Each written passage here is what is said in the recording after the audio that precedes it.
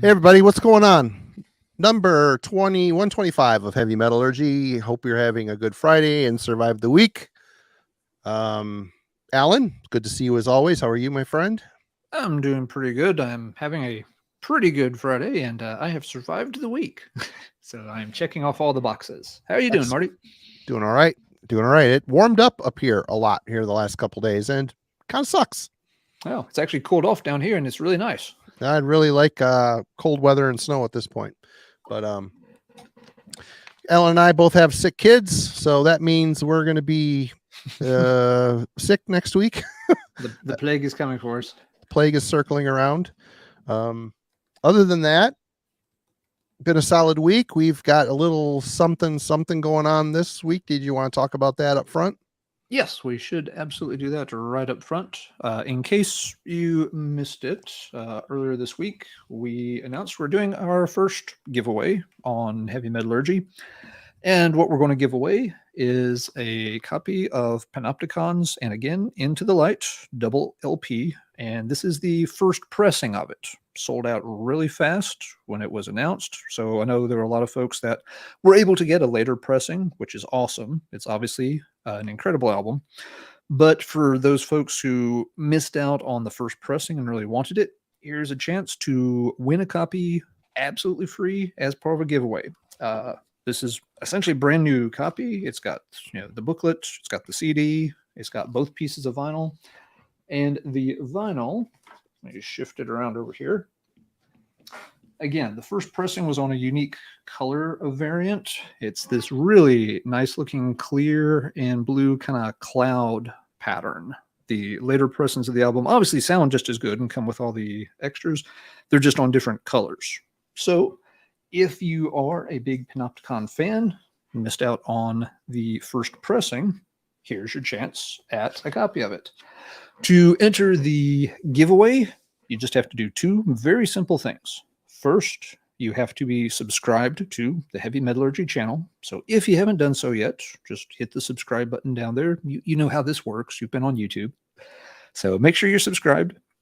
And then after tonight's episode, once this stream is posted as a video, then just leave a comment on this particular episode 125. Now, sorry, but comments in the live chat tonight won't count. That's something we can't easily go back through and see who all commented. So to those of you in the live chat, it's great to see you. Thanks for hanging out with us. But please don't forget to circle back later and leave a regular comment on the video. A week from tonight, so next Friday, September 29th, we will pick a winner at random live at the beginning of that show. Everybody is eligible except for the folks who create content for the Heavy Metallurgy channel. And again, the record's going to be absolutely free. We will ship it for free anywhere in the world. So no matter where you're located, you can enter this giveaway. You don't have to have a channel. You don't have to make a video. You don't have to provide any deep, thought-provoking comment. You can just give us a quick hello or thumbs up or enjoyed the video or what the heck are you guys doing? And that's enough to get you entered. One entry per person. Hopefully, folks will have fun with this. I know there's a lot of folks that love Panopticon, but just didn't get a chance to get this particular version of the vinyl. So here's your chance. Good luck, everybody. Also, Alan will be sending that out to the winner. I will include a t-shirt, Mark Riddick design t-shirt for the winner as well. It just got better. It just got a little bit better. And we'll start doing more of these contests down the road. Maybe one a month. I don't know. One every couple months. We'll see. We'll get it figured out. But so you got Panopticon, again, to the light, and a Mark Riddick design Heavy Metallurgy shirt. So be sure to subscribe. And if you're new, hang out in the chat. We have an awesome community here. And there's been more and more new people typing away lately, so it's very cool, very encouraging. But yeah, and we will go over this one more time at the end too for anybody that might come on later. We'll just run through one more time real quick too, so people know. There's also we posted just a very short 3-minute video with all the details. So if you missed something, you can just go watch the 3-minute giveaway summary video, and that'll tell you exactly what to do as well. Right on.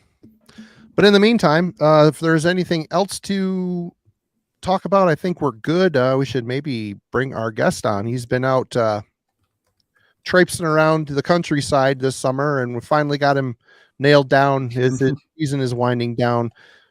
Give a hand to Jimmy from Future Ruins. He is back on the show. Good to see you, my friend. Hope you're doing well.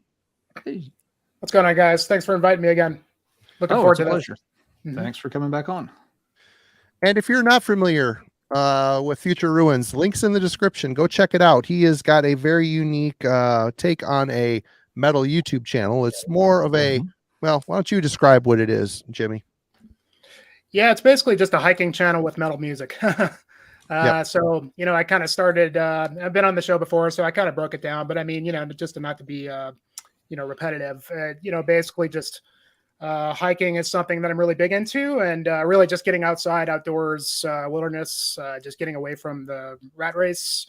I work on a computer 40, 50 hours a week. So need to get out of my head. And that's pretty much the way I do it, as well as with music. So, you know, I kind of started with like trying to do like collection updates. I collect, you know, pretty much every format, but wanted to do just something a little bit more unique. So I started shooting, you know, my hiking excursions and just trying to get better and better at it as I go along, and kind of make it into like little films, just kind of little travel pieces, things like that, and try to pick music for the videos that kind of complements the scenery and the just the video itself, and really just also the feeling of, you know, the whole vibe of the trip or whatever it is. So yeah, that's it in a nutshell.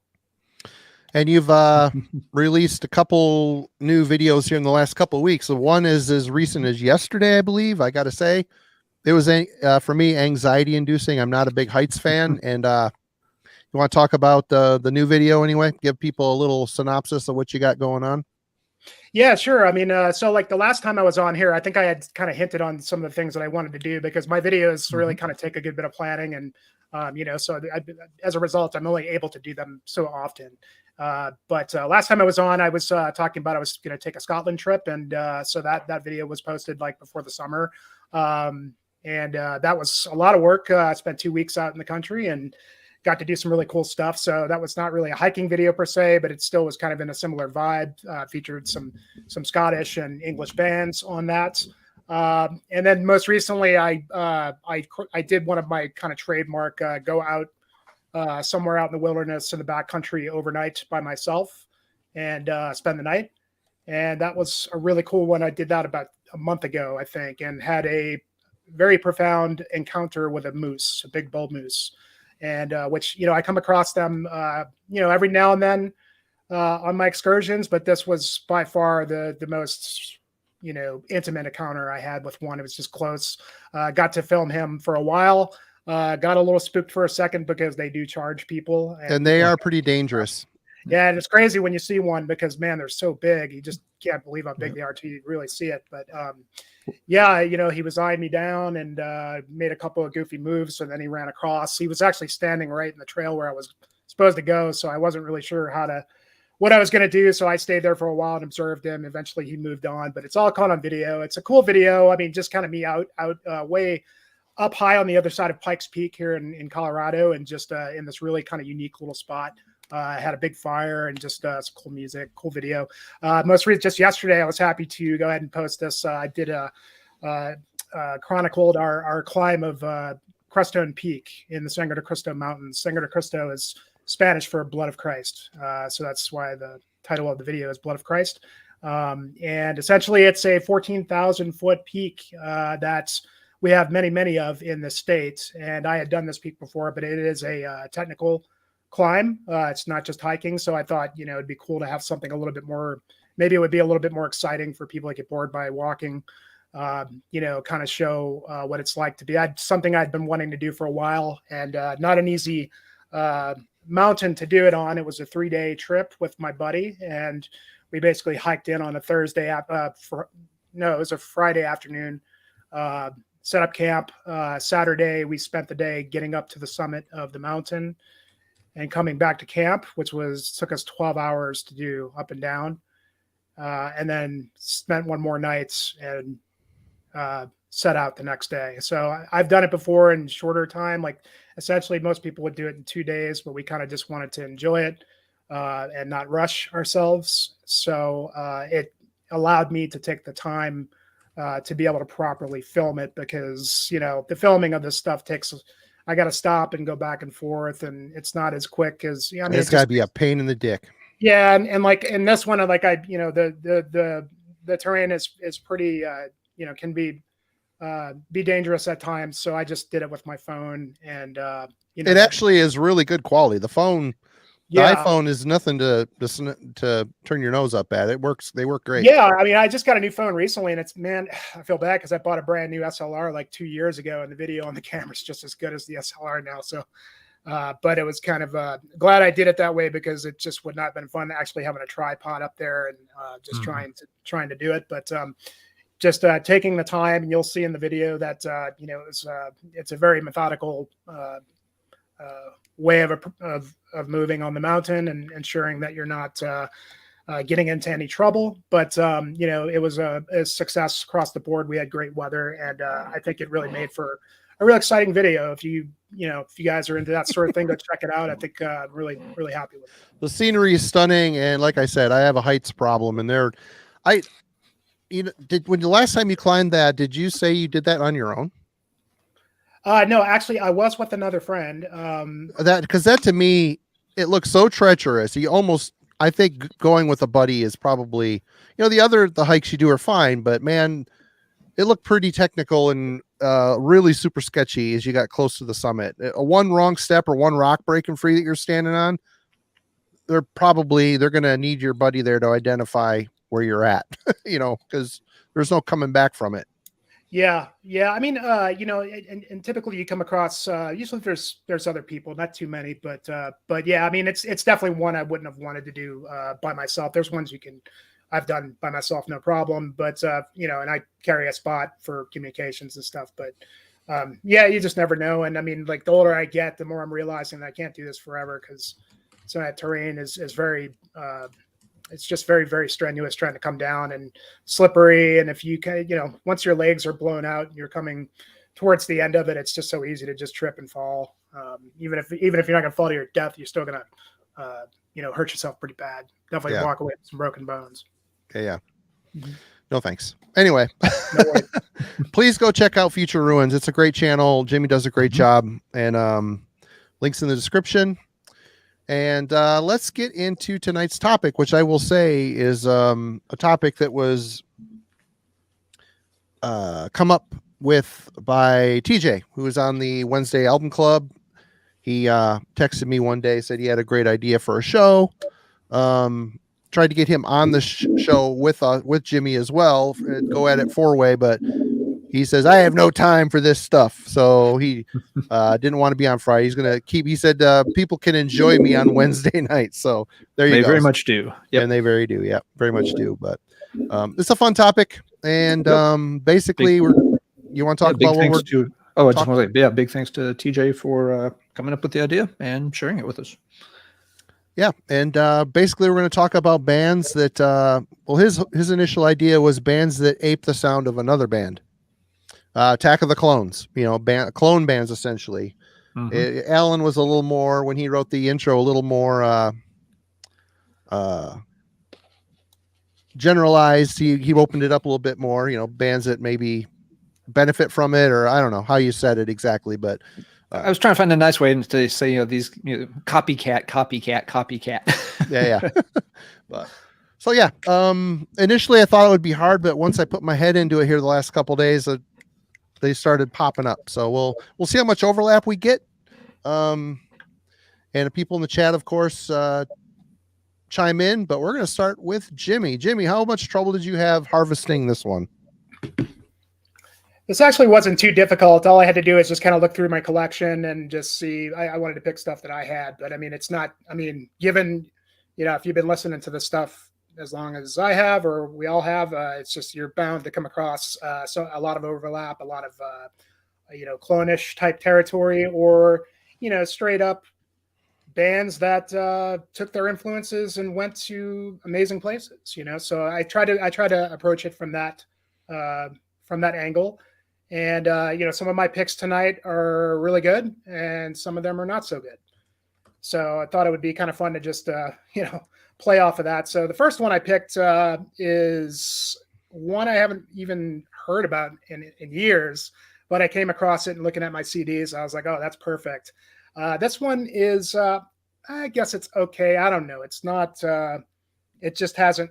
If it was any good, or if you did dig this record, it did not age very well. But in the, I guess, late 90s, early 2000s, bands like Dimmu Borgir and Cradle of Filth were sort of popularizing black metal, in terms of just making it, giving it a more commercial sound, bringing it a little bit more to the masses. A lot of people would argue that that's not the purpose of black metal, but regardless, this is what happened. So I think what happened in the late 90s is Testament probably played a Wacken show or one of those European festivals. Or Dynamo, yeah. Yeah, probably Dynamo. And Eric Peterson saw Cradle of Filth or Dimmu Borgir and was like, wow, that's amazing. I really want to try to do something like that. So, he gave it a go and came out with Dragon Lord. This is the debut Dragon Lord record, Rapture. Now, I believe he's only done 3 records with this. But this is basically Eric Peterson's attempt to make a symphonic black metal record. And as you can see there on the back, you can see Eric Peterson looking like he normally does, but he's got a nice looking sword there.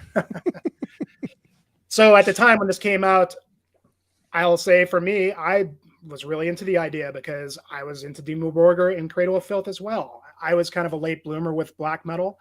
And in those days when Dimmu Borgir came out with Puritanical, Euphoric Misanthropia, I really loved that record, and that was sort of my gateway album into black metal. I mean, all the records of theirs up to Death Called Armageddon are really good. I mean, say what you want. Say what you want if you like. I still love that record, but I mean, I like all the Dimmu stuff. But so I thought, wow, that's cool because I'm a huge Testament fan. These guys, these old dogs are checking out this new stuff and like, wow, this is great. I mean, that was just exciting. So when I got this, I was really stoked on it. And I think I really dug it as well. But, listened to it yesterday and I don't think it's really aged very well. So he basically assembles an all-star lineup.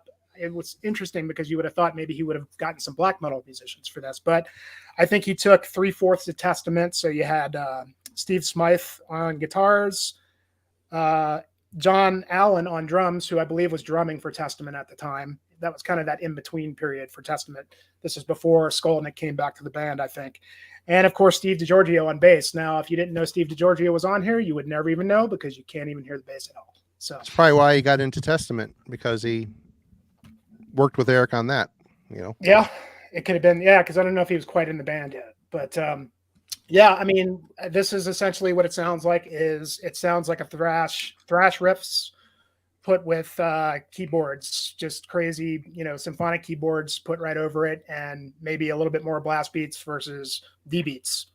And Eric Peterson does all the vocals. He pretty much is harnessing his inner Danny Filth meets Shagarath type vocal, and you know what? He did it quite well.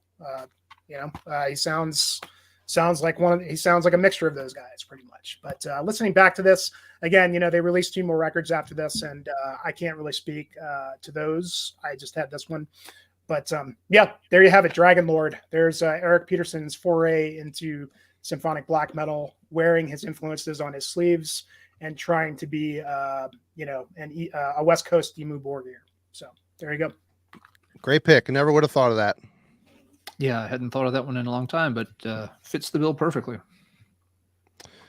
All right, Alan. All right, so let's see. I'll start with a pretty obvious one. Most of folks watching will know this one and like it quite a bit. It's been about 10 years ago. We got a new Summoning album, except it wasn't by Summoning. Oh, you bastard. The first one I was going to show. It was by 2 guys from Salt Lake City, which actually has produced a pretty strong heavy metal scene over the past decade or so. Yep. Figured multiple folks would have it. But Caladan Brood's Echoes of Battle. It's dead on Summoning worship, but done very, very well. like we've already hinted at, sometimes, you copy another band and it sounds amazing. Sometimes you do it and it just sounds really dull and boring, but this works really well. Part of it might be that not a ton of bands have gone down that summoning path, so we're not inundated with copycats of that style. And summoning don't release albums all that quickly either. They have some bigger gaps between albums.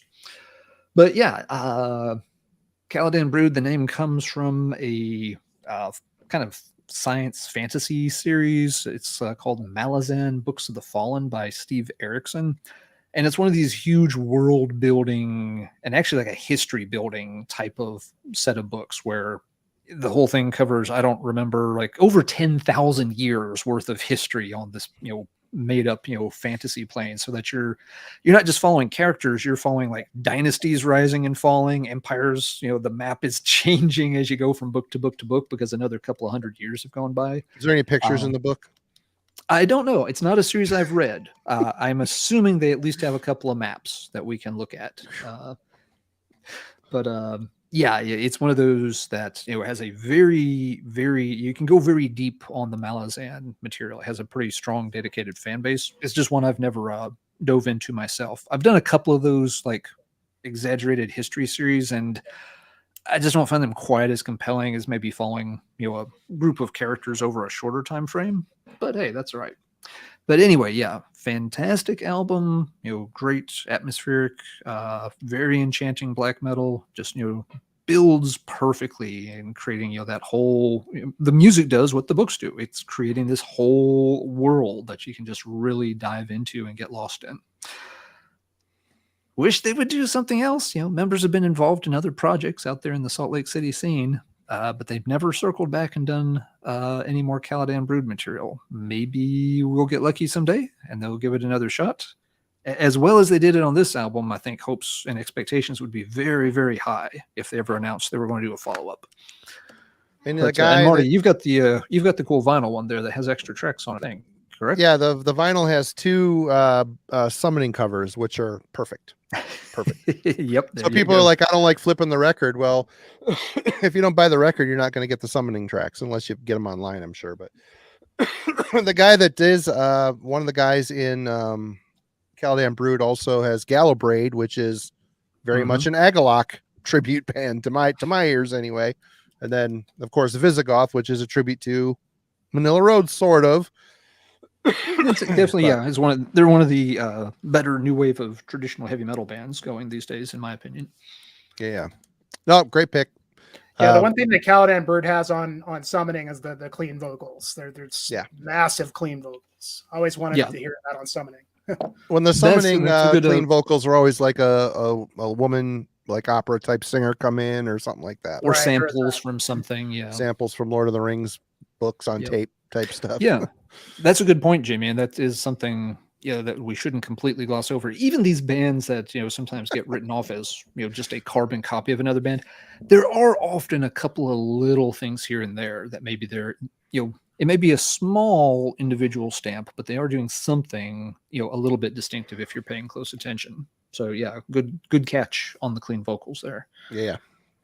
All right, Marty, I stole your first pick. Sorry. That's all right. That was the first when this came up. It was the first one I grabbed off the shelf. I'm like, this is getting talked about first. I picked it too, so I figured everybody was going to pick that one. It's an easy, and it's like the very essence of this show. All right. Well, let's talk about this Bloodbath, Breeding Death, Stockholm supergroup. We've got Blackheim, Jonas Rensk, Dan Swano, Michael Ackerfeld, together basically paying homage to the Stockholm death metal style, like, Entombed, whatnot. Hey, Ian, thank you so much. You're so kind. You did not have to do that. Thank you very much.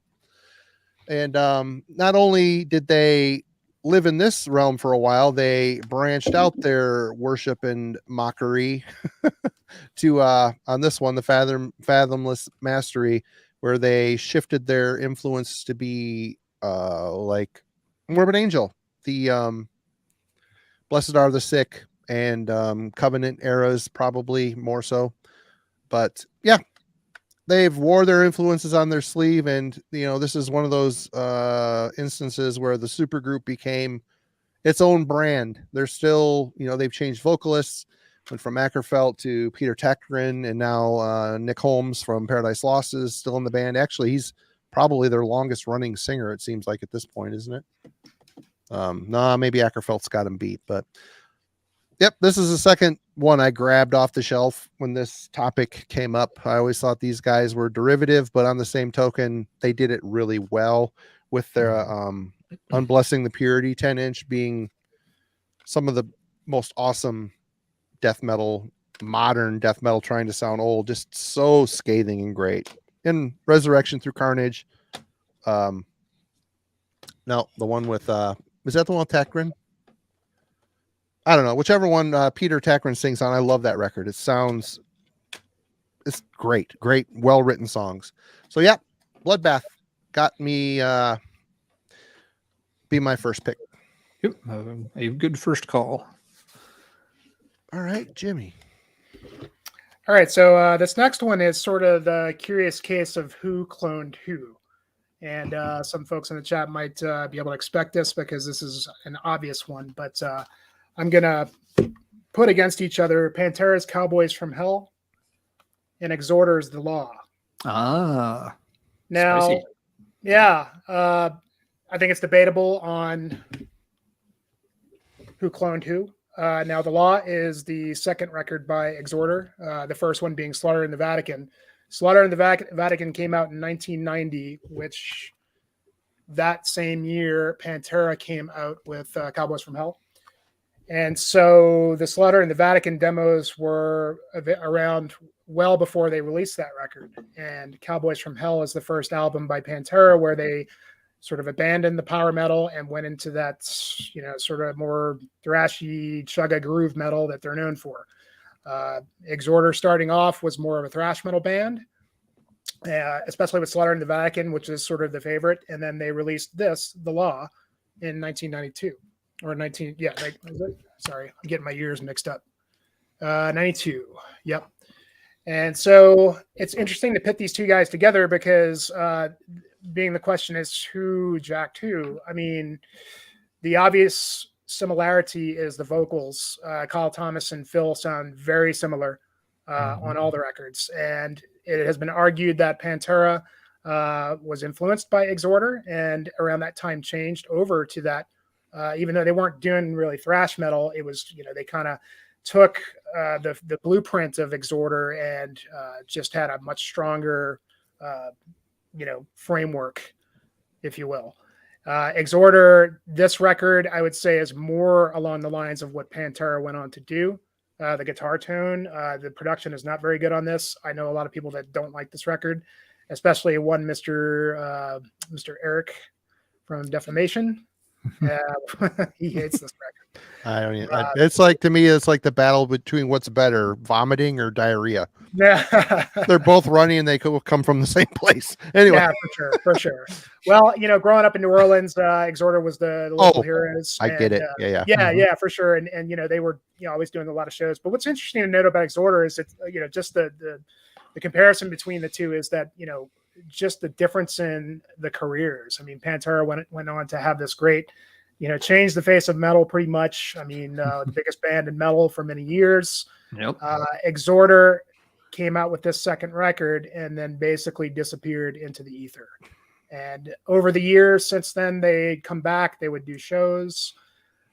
Nothing ever happened up until about 3 or 4 years ago. All of a sudden they signed with Nuclear Blast and released a record. Kyle Thomas and Vinny Labella being the only remaining members from the original lineup. Vinny Labella, who was, the longtime guitar player, writer of the music, and they release the record, and then he immediately leaves the band. Kyle Thomas decides to continue the band as the sole remaining member, and as you have it, he's got Pat O'Brien playing guitar now, which is just out of left field. Pat O'Brien, formerly of Cannibal Corpse. Yeah. So yeah, just interesting, strange trajectory that these guys have had. But I would argue that they, both bands have been very cool about who influenced who, but I would say that I think Pantera does owe something to what Exhorder did on these first 2 records, mostly the first record in those demos, and that they had very, very similar sounds, arguably, although Exhorder was more of thrash metal, but one reaped the benefits, one did not. So. Yeah, Wilson, I was going to say that Kyle Thomas also sang on the latest / last Trouble record. That's right. Yep. Yeah. Mm-hmm. All right. Good pick. Great pick. Yep. Yeah, very good one. Yeah, the urban legend has always been that, Pantera saw Exhorder on tour at some point and figured, oh, probably time to hang up the spandex and the crazy print shirts and maybe do what those guys are doing. I think Rigor Mortis had a little bit something to do with the Pantera trajectory as well. They were all kind of buddies and very inspired by the first or the early Rigor Mortis stuff. Yep, would make sense. Yep, yeah, and that while that Exhorder album's not a personal favorite, I really do like the closing song on that. Was it Cadence of the Dirge? I think that was a cool song. Yeah. It did end on a good note, if nothing else. There's some good songs on that record. It's not really quite held up, but yeah, not a huge Pantera fan either. So yeah, the Exhorder material, not my favorite, but I can listen to it. But yeah, Pantera is not really my cup of tea. But let's see. First one that popped to mind for me when this topic came up, and Marty, I may be stealing another one of yours here. If so, I'll leave the other one for you because we know where we're going with this. Raise your hand in the chat if you liked Walls of Jericho back in 1985. Oh, you bastard. I'll leave the other one for you. Walls of Jericho was fantastic. The problem, of course, was that the band, got another singer and kind of went, in a little bit different direction after that. And so it's like, but you only did an EP and one album in that style, and we loved it. We wanted more. So years later, another group of German guys were like, we could do that. And so they did. Yep. Storm Warrior started out as a just dead on balls accurate copy of Walls of Jericho. Absolutely. I think Kai's even on this album, isn't he? Kai guests on this album. I don't know if he. I think it's recorded in the Gamma Ray studio, I believe. Yeah, I think he at least had some hand in helping getting them in the studio or tweet. He definitely was kind of helping out along the way behind the scenes on the project. Yeah, and it is Walls of Jericho if you replace all the lyrics about pinball machines and stuff like that with songs about Vikings. Yep. Odin this, Thor that, sword, Odin, Thor, sword. Rinse. Every time they say warrior, take a drink, take a shot, and you're hammered about the halfway. You will end up. You will wake up in Valhalla if you play that drinking game. You will not survive that. But and this is another case where it's so derivative. It would be very easy just to write off as just like, oh God, get an original idea. But they do it amazingly well, and B, like I said before, nobody followed up on that so much. Halloween moved on with, Michael Kiska and, kind of developing more the, classic early European power metal stuff. And so their Walls of Jericho was almost this anomaly in the catalog. It kind of stood there by itself with the original EP. And so just the fact that you got more material like that, done at a really high level was outstanding. I played this album to death when I got it because I'd always wanted, a little more Walls of Jericho material, and this one delivered it. Now, Storm Warriors hung around and done a bunch more albums. I think they've done 6 to date. I'm missing only one. I have 5 of them. Yep. Yeah. The other albums, move away from the Walls of Jericho formula a little bit. They're still very much, copying things like early Halloween, classic Running Wild albums. It's very much in that German power metal vibe, but they have varied the sound a little bit from time to time. It's not just 6 Walls of Jerichos in a row. This one's the first one, and it's the one that definitely stuck to that pattern the closest. They're all good albums. They are all, unfortunately, a real pain to find in the US for a decent price. All the ones I bought were all expensive. Yeah, this is one where you still have to, it almost feels like you're ordering an import CD from, back in the pre-eBay kind of days. But yeah, Storm Warrior always hops to mind for me as a great example of a band who's just copying word for word, line for line, what another band's doing, but they did it great. With that, I want to pass over to Marty. I want to leave the other one for you, Marty. I'm going to open up a very big beer with a ice cream cone on the can. There you Because go. that can't possibly go wrong. This is from a microbrew up in Western North Carolina, and they have good stuff. So I'm looking forward. I have not tried this. We'll see how it goes. Nice. Does it Actually, taste like ice cream? Larry, I'm going to second that comment. There's a bunch of videos on YouTube where Kai gets on stage with Storm Warrior. There's multiple, and there's one where they're at some festival. It's an outdoor gig. He comes out and they do Ride the Sky. It is note for note perfect. It is great. A great. So look up Storm Warrior Ride the Sky, and it's an outdoor during the day gig.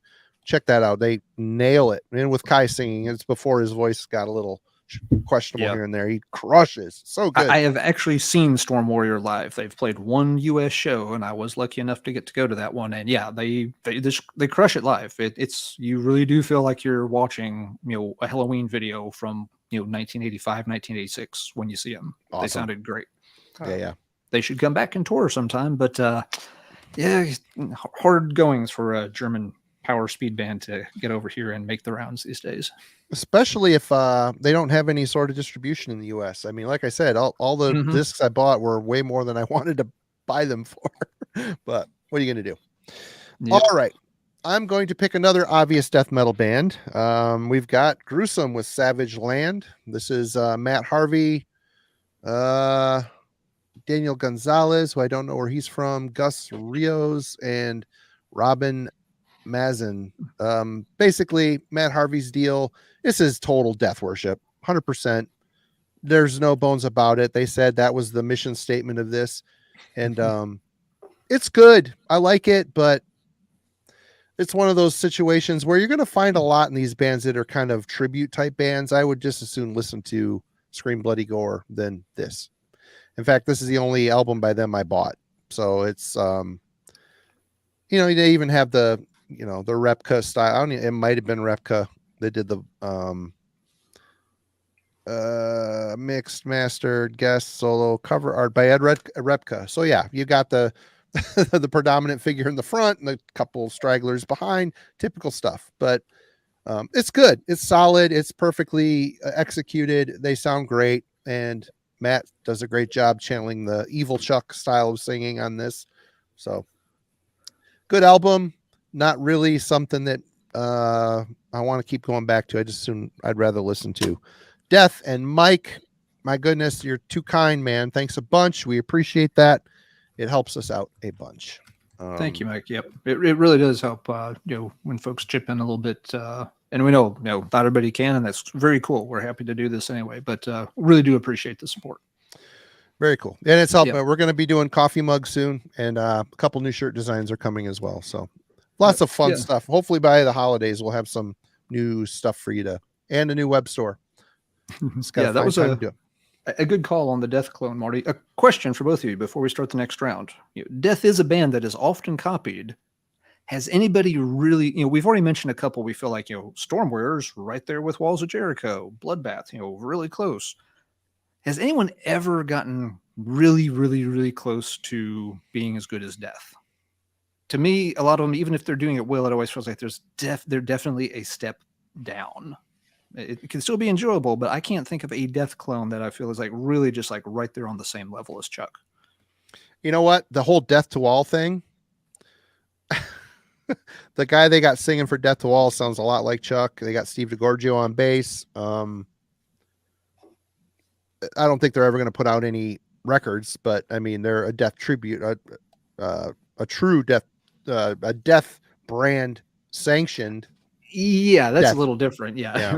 if you're still using the same members and stuff.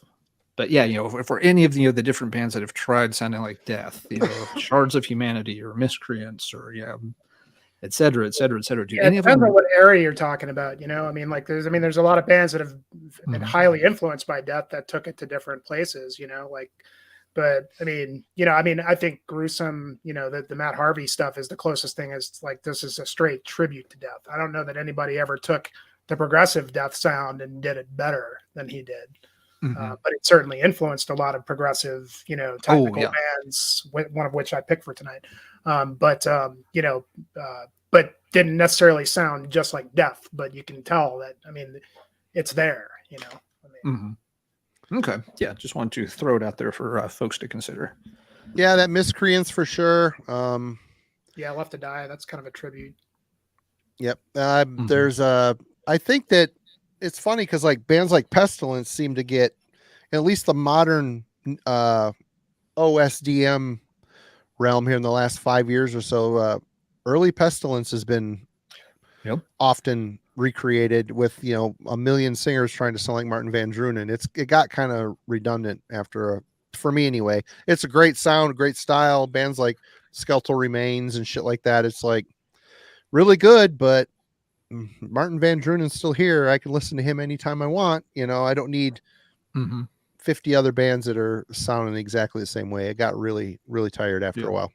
That's another good point. Yeah, it's much harder to be successful in that style when the original is still up and running. Obviously, we're not going to get any more material from Chuck, of course, and so maybe it feels a little better. It's like, okay, I can't hear new Death material, but I can hear these other bands that are trying to sound like Death.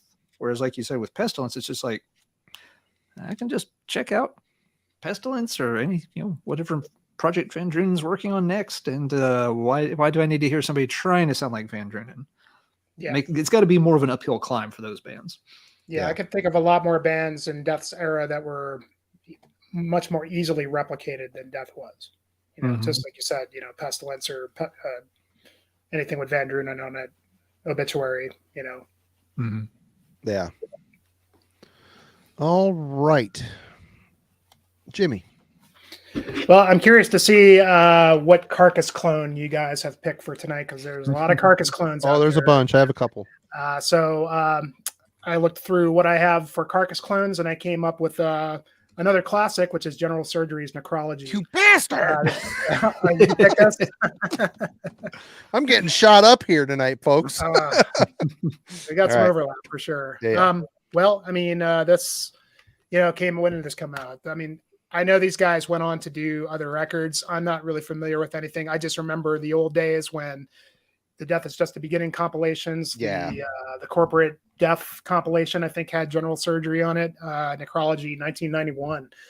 This is the only one with Maddie Karki on it from Dismember. Right. So yeah, and maybe you could say this is maybe the first Carcass clone that ever came out. I don't know. I'm not pretty close. Yeah, it's pretty close to those years. And when we're talking clone, we talk old school Carcass, Reek of Putrefaction, Symphonies of Sickness era. But this was, really good. I think that they tried to outdo Carcass in terms of the sickness of the vocals. There's still some really wild vocals on this whole EP. Like Marty said, Maddie Karki from Dismember played bass and did some vocals as well. And the music, I think it kind of focused a little bit more in the Symphonies era, with a little bit of extra variation as well. There's even a little bit of doom and a little bit of groove stuff going on here, along with, the blast beat stuff and just crazy, medical terminology for song titles. And had everything that a Carcass fan could ever want in those days, especially, if you were not happy with the way Carcass was going forward. This was an easy callback. And, just pulling this and having not listened to it in a while, it holds up. I listened to it today. It's still really good, and kind of prompted me to want to go check out, because I know they continued the band, and they're still good. They're a lot tighter, a little more modern sounding, but it's good. Good band. But General Surgery. All right. Good one. Alan. All right. Got an unusual one. This band hasn't always, it's a newer band, and their albums have sounded a little different from one another. So they're not always copying the same thing. But the album that released earlier this year drew a lot of comparisons to an older, much beloved album. Talking about the new Lamp of Murmur. I've only got good one. Oops. Digital. And Saturnarian Bloodstorm sounds so much like Immortal circa At the Heart of Winter. Yep. it's just it really is one of those like, did I download the right album, or is this the new Immortal album? Now again, the Lamp's other stuff doesn't necessarily stay in the immortal wintry realms, but for this album, they went all in on the immortal worship. Now, something that's interesting to me, and I want to get y'all's thoughts on this.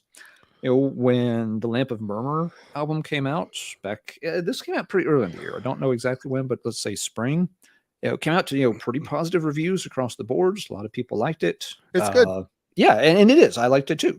Just haven't. My local store never got a copy of it in, so I just bought MP3s. So I'll pick it up on a physical copy sometime. Now, at the same time, a couple of months after this came out, Immortal themselves put out a new album with this one.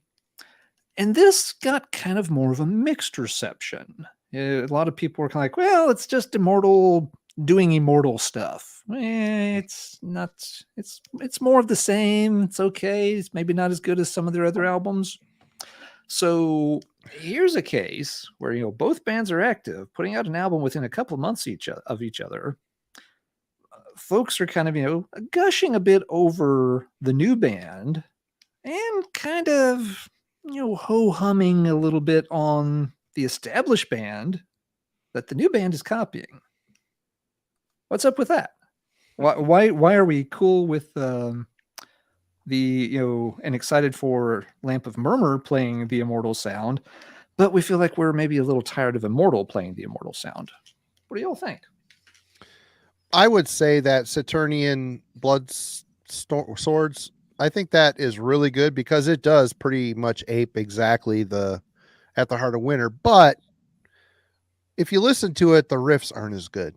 I mean, it's in the ballpark. It really is. It's right there. It's suckling on the teat. But I would agree. The riffs aren't as. I mean, At the Heart of Winter to me is an A+ perfect riff album. It's every riff is like wow, wow, wow, and it all fits so well together. Here, they're like dumbed down versions of those riffs, which is, again, it works. They're maybe a B instead of an A+ album. What'd you think, Jimmy? Yeah, I also dig that album. That new Lamp of Murmur. I never really understood the hype around them until I heard that record. I still haven't spent a lot of time with it. I just listened to it once, but I thought it was pretty strong. Definitely, I didn't really feel the Immortal vibes as much on their older stuff, but I can't really speak Agreed. to the new Immortal.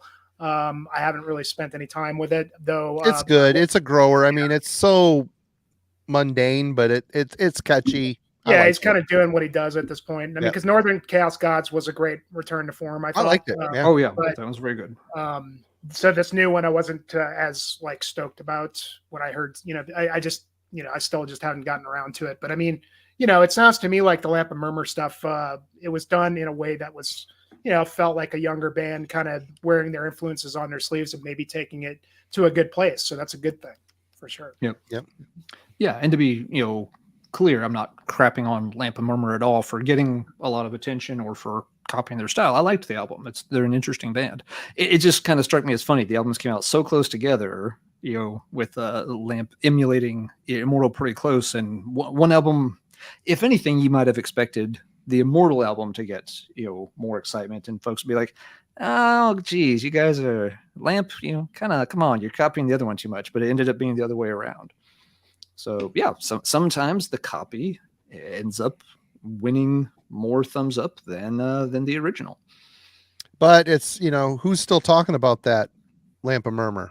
I mean, it's kind of the way things go nowadays. I mean, It does feel something like it's kinda drops, coming it's a on, flash in the pan, but they burn out super quick. And there was a lot of talk on it when it came out, and then it kind of it died quick. That is so April, guys. Yeah. Come on, get with it. It's September. Right. Sad but true.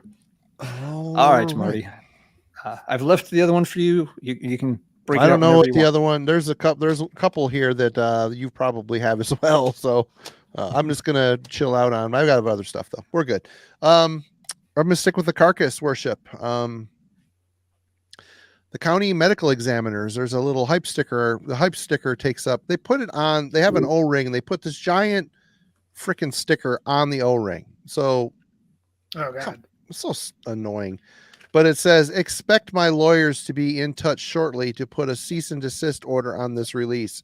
Jeff Walker from Carcass. County medical examiners. It is complete 100% Carcass worship. Came out on Relapse. It's solid. It's fun. It's not something you're going to want to run down and, I don't know. I enjoy it. I rarely ever listen to it because, again, what here is going to take me away from the band they're mimicking, and it's got to be, I got to listen to Carcass. It's got to be Symphonies or Necroticism for me. But fun. First thing, another early one I thought of when this topic came to fruition. Didn't they have a pressing that was supposed to smell like a funeral home, or smell like a corpse or something like that on CD, like a scratch and sniff kind of thing? And wasn't there like a urban legend or something? Oh shit, it does. Really? Holy fuck! How did they do that? Oh, you're full of shit. No, I'm not full of shit. It stinks like shit. I scratched the CD. Really? There's a fly on it. Oh my god. Oh, I wish I didn't do that. It smells like dirty ass. Fuck me. I didn't. Well, there's a little Easter thing. egg for that one, Marty. Sure. Not good. That's a way to market your CD. Our CD smells like death and grandma. Yeah, it smells like you. Yep. I thought it was a special pressing. I didn't realize they did it to Well, maybe this is the special pressing, but holy crap, I did not know that. That's hilarious.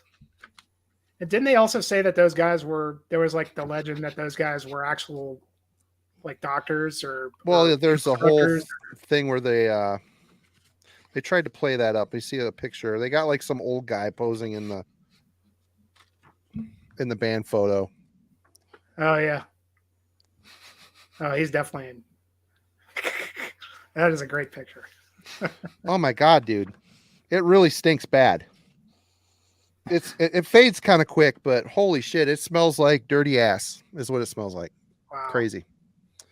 Well, interesting. I did not know that. It's kind of a cool little novelty item, but broke the seal on that scratch and sniff. Right on. It lasted too, so yeah. I mean, Whoever had this before me didn't scratch and sniff it, apparently. Does it say anything on here? No, it doesn't say anything. The hype sticker doesn't say. No, there's a lot of other shit on there, but not that. Wow.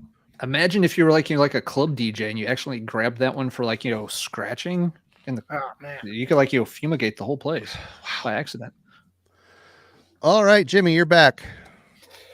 All right, so let's go to Finland. My next pick is going to be the debut album by Insomnium, In the Halls of Awaiting. It's a good album. And this is, it's a good record. I would say that these guys were, wearing their influences on their sleeves big time on the debut here, and obviously channeling their inner Amorphous.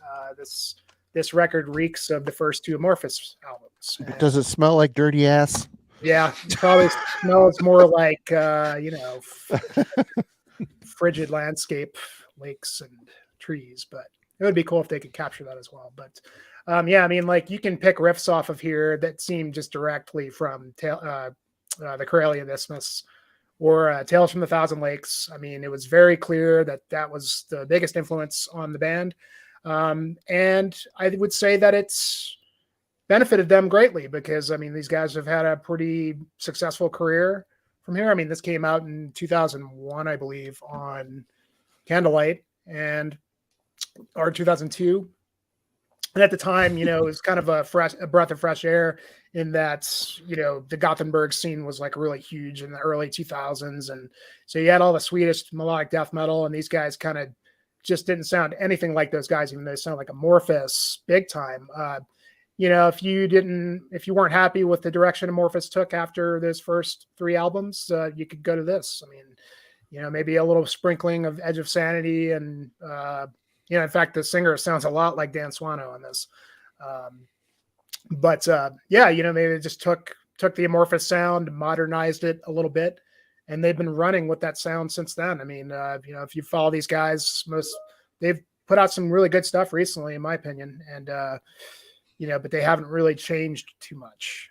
They just maintain that melodic death, that sort of mournful melodic death, finished sound that Amorphous really started. So, but yeah, still a good debut. I think it holds up, and it bode well for them. They took it and ran with it. Yep. Good album. It is a good album. Totally. Good band. All right, Alan. All right, let's go back to the digital collection for an older one.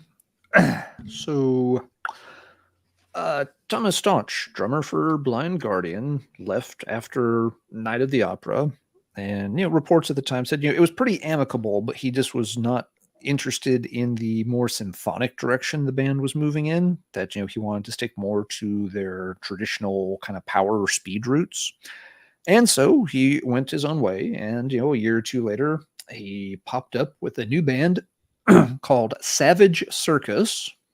This is their debut album, Dreamland Manor. And yes, this is completely aping early 90s Blind Guardian. Tales from the Twilight World. Yeah, and and basically, like the first three Blind Guardian albums, this is what it's doing. There's nothing real symphonic on here. None of the big orchestral stuff that they started doing, on later albums. He very much went, right back to basics. And he even got a singer. I forget who the vocalist is. The vocalist even, is a pretty close ringer for, Hansi. If you're not paying close attention, you could be fooled into thinking he sounds like Hansi. So this was something when it came out, and this one came out in 2005. I was really excited about it, picked it up right away, played the crap out of it for a while. And eventually, at some point, I just quit caring about it, because it was kind of like, these songs are fine. They very much sound like Blind Guardian songs, but if I want to hear early Blind Guardian, I'll just go play early Blind Guardian. I don't really need this for any reason. They did make one more album. Let me see. I've got it pulled up here. I think it was 2007. No, 2009. So yeah, it was a bigger gap, 4-year gap. And they did one called Of Doom and Death. I remember playing it like once and thinking, yep, they're just doing the same thing all over again. Screw this. Not interested. Again, huge Blind Guardian fan. Love the early Blind Guardian material. But here was a case where even though they had kind of the pedigree with one of the OG members from Blind Guardian in the band, and the album didn't sound bad. I enjoyed it a lot at first, but it felt like it very quickly wore out its welcome.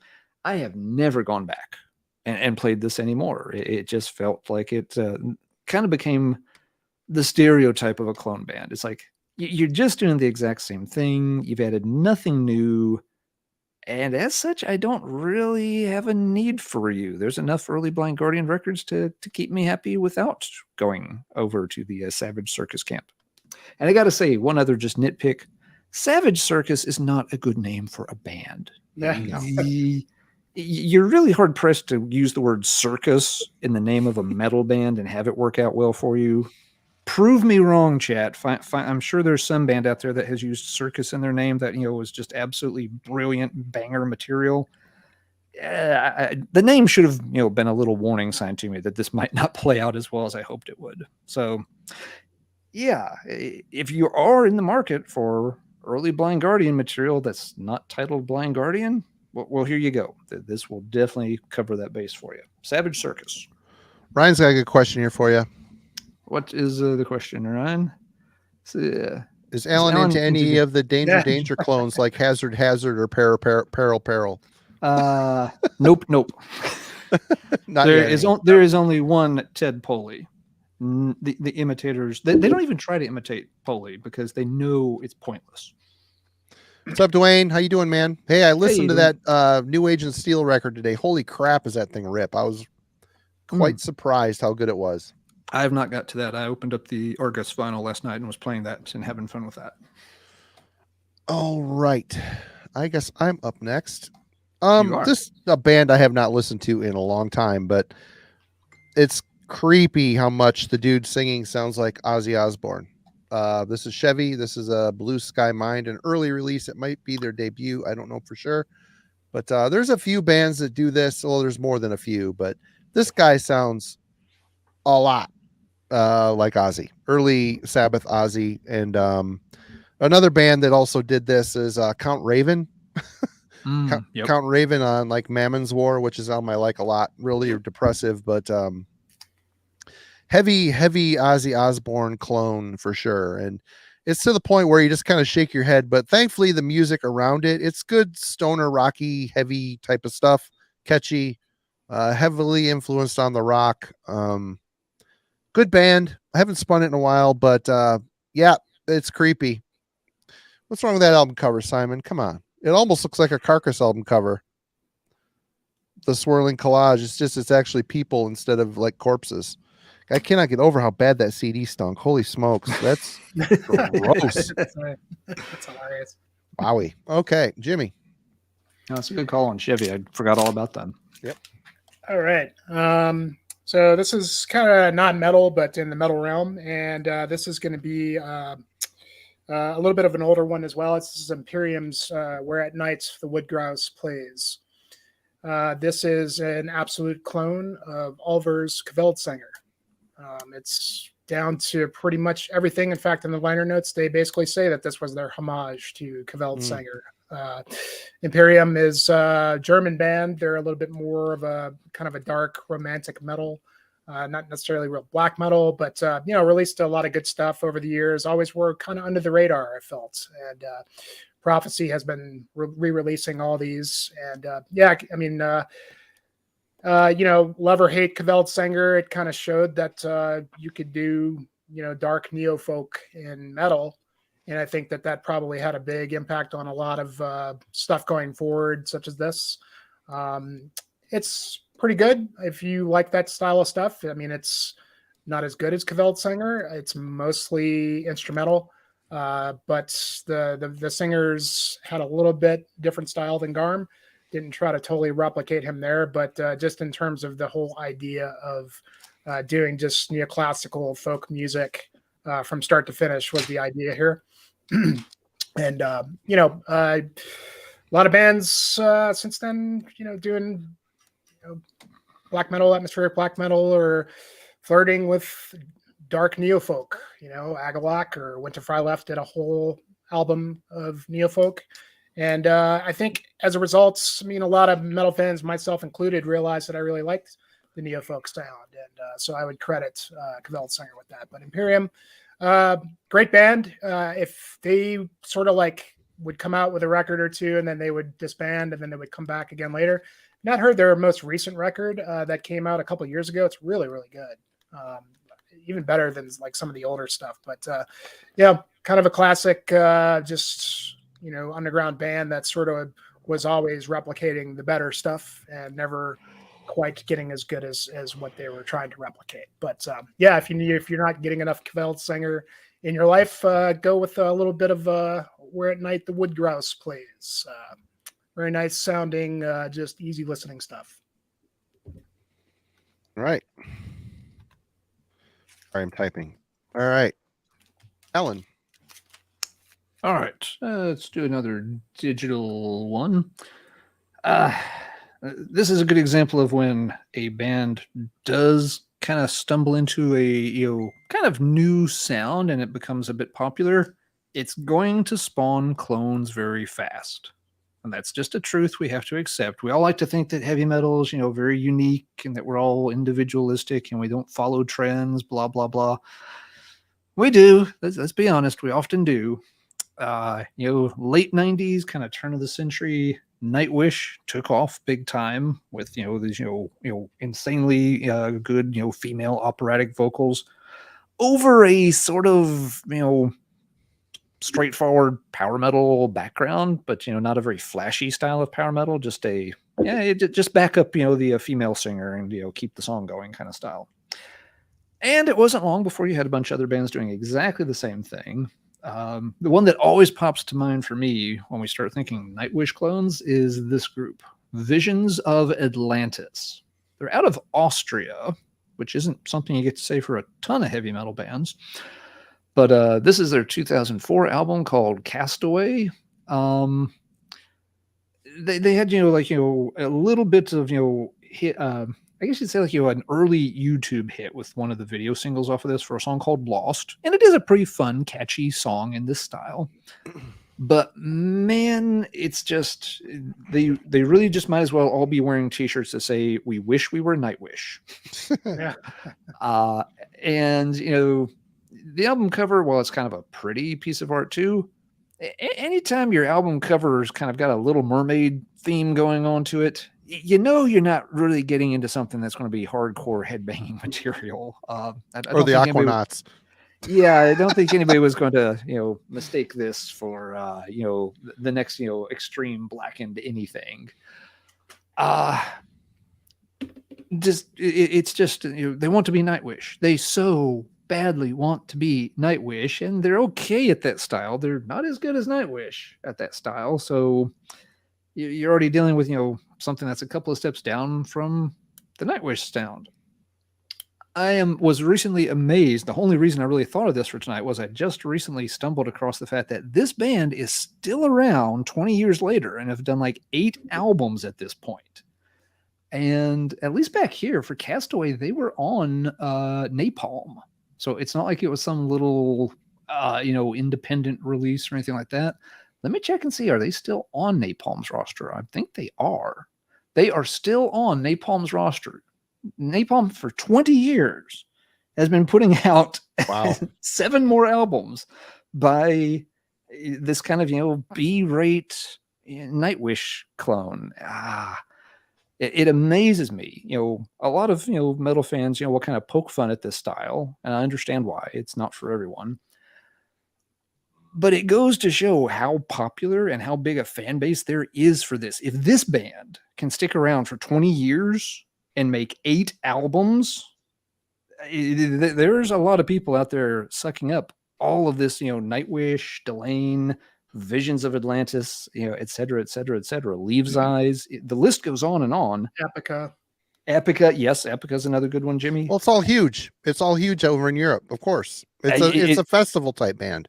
Somewhere they're doing well with some markets. I think one demographic that helps here too a lot. They do tend to appeal. I've seen a couple of these bands live. I've seen Leaves Eyes. I've seen Delane. They draw a much bigger female audience than your typical heavy metal band. So, they do tap into a market there that some more traditional, true heavy metal bands don't have as much success with. So there is an audience and a demand for this stuff out there. But yeah, if I kind of doubt anybody watching this is, but if you're in the market for something that sounds like Nightwish but less good, right here, Austria's Visions of Atlantis is they got you hooked up. 8 albums worth. You got plenty of material to dive into. Do they keep the same singer through the whole thing, or do they have to change out a bunch? I'm pretty sure they have. I will have to confirm that. I mean, it's neither here nor there. I'm just curious. So, I mean, obviously they've been around a while. So, yep. Let's see. Edenbridge is another one in this style. Yep. Let's see. Clemente Delaney. She has been with the band. She's the current vocalist. And no, they have switched. She's only been with them for about the past 7 years or so. So they have switched vocalists at least once. All right. Okay, I think this is the one you were saving for me. Maybe not. I could be wrong, but Sweden's Blazing Stone. You are correct. This is Return to Port Royal.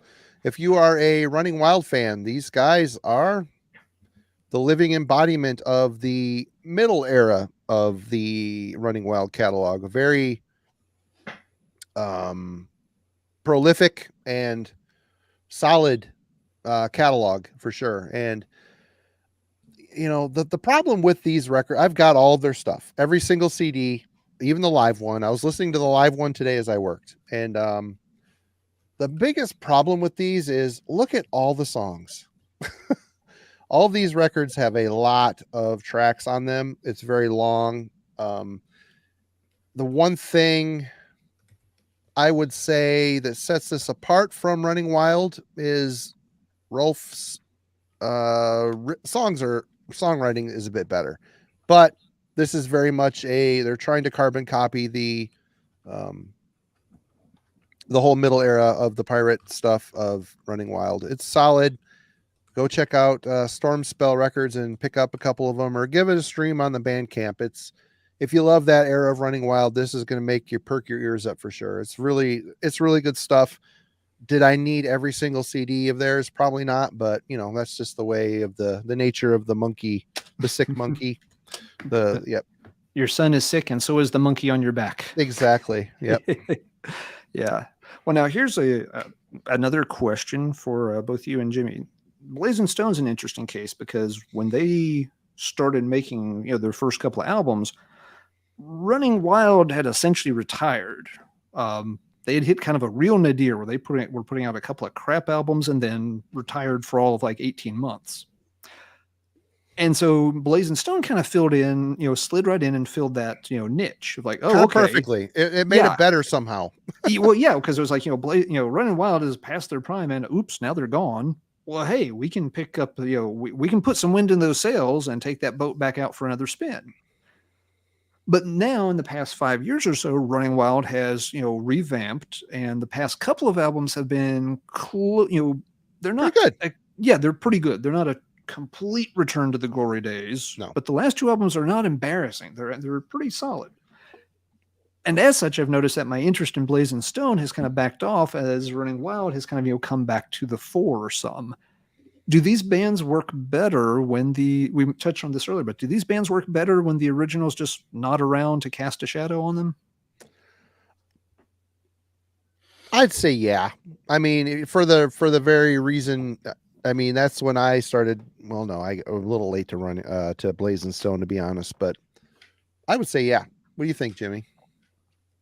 Trying to think of an example. I'm full of questions tonight. I'm sorry. No, it's really good. Putting you all it really kind of depends. I mean, yeah, that's a good question. I can't think of one good example of that, and I'm not too familiar with these bands you guys just brought up. But the thing of it is, when Running Wild did come back, I mean, the first comeback Running Wild record kind of sucked. Let's be honest. That was one was the? Hold on, I'll tell you. Hey there.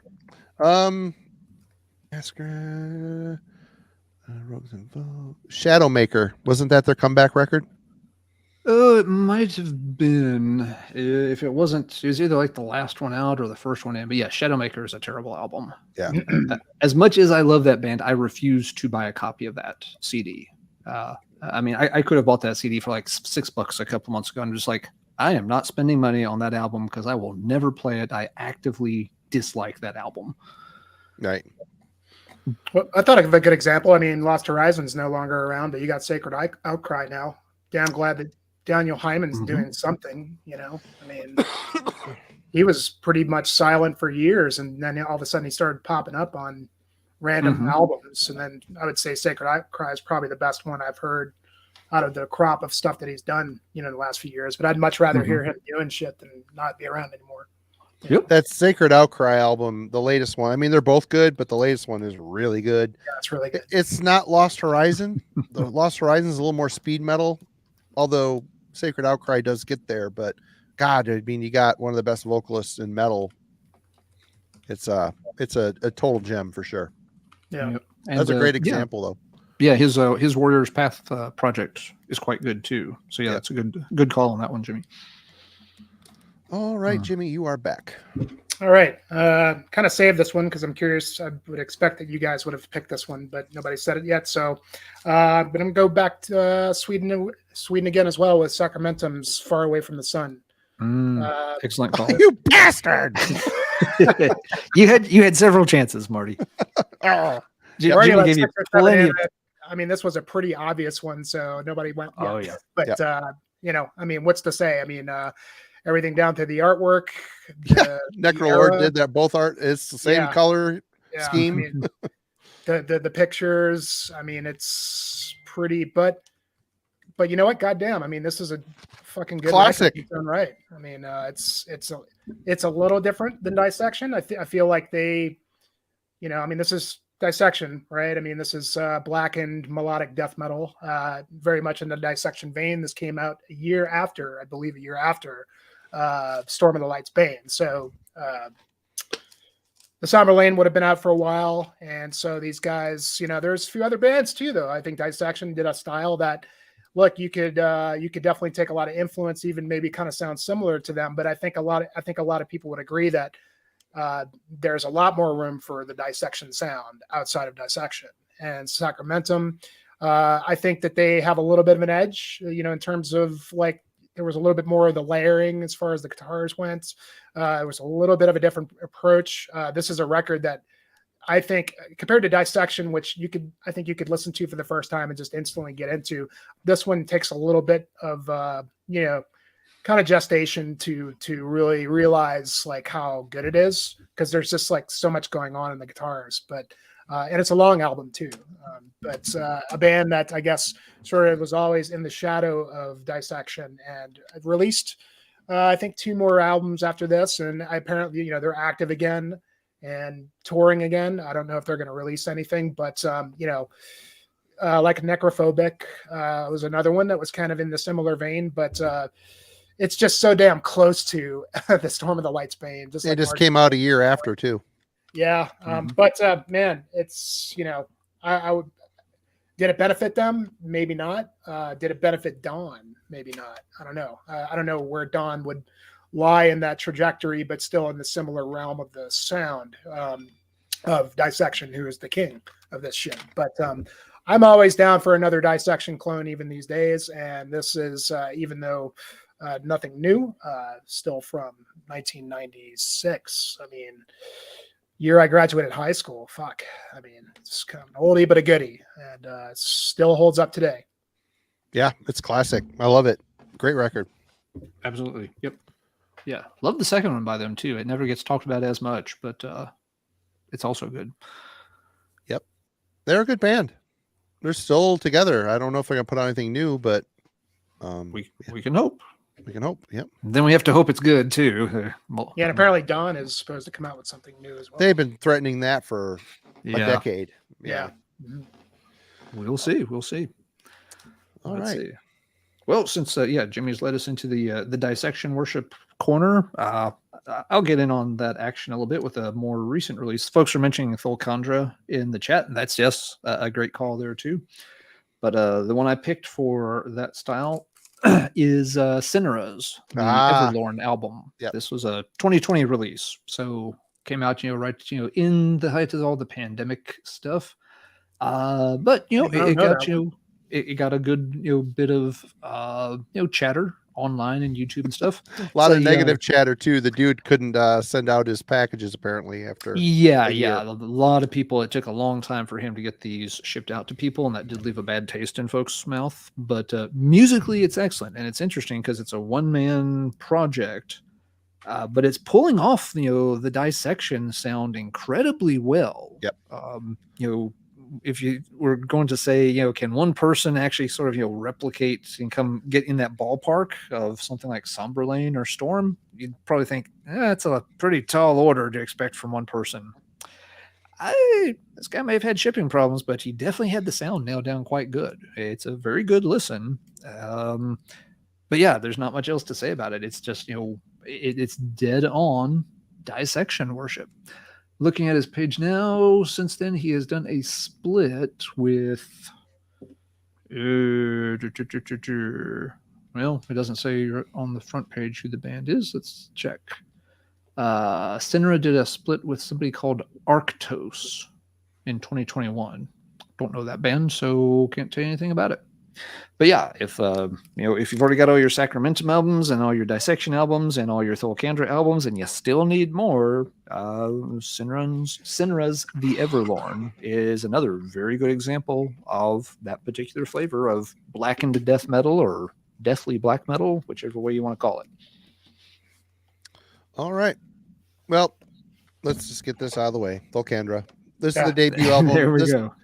2 brothers are in this band, a couple other dudes. They got together for the sole purpose of paying tribute to the music. The first 2 albums of Dissection. There hasn't been. I have not heard the new one. I've got all their stuff up through the last record, and Simon is kind of right.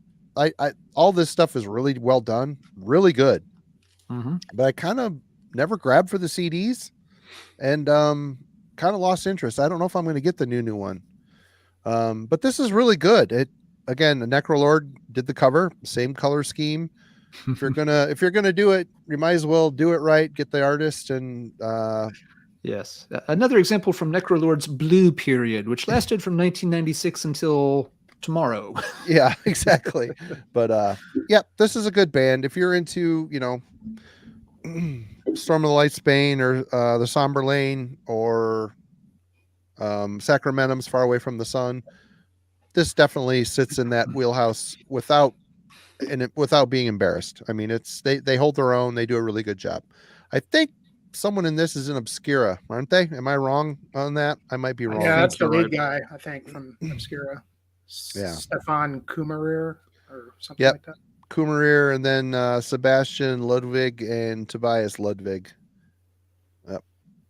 Anyway, good. This is really good. If you're into the dissection stuff, it's fine. I just never find myself going for it much.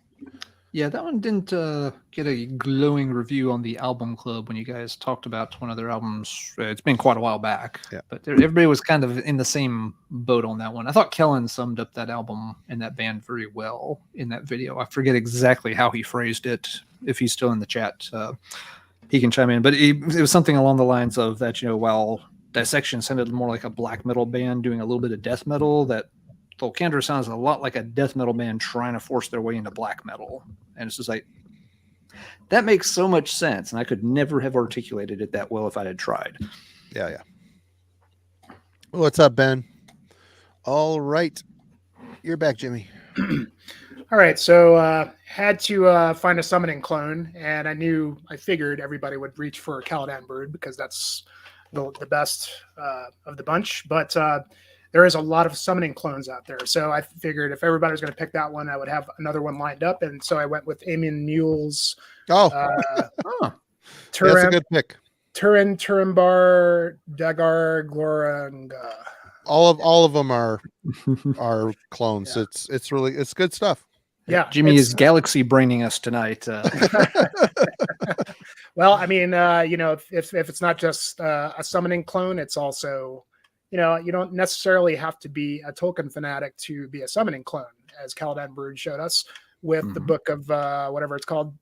And but this has got all the checks for a Tolkien black metal record. I mean, as I just said, the title reference some obscure story from the Silmarillion, sound like summoning, have some goofy, I mean, maybe this is probably even goofier looking than Summoning ever did. I mean, that looks like something, from Disney.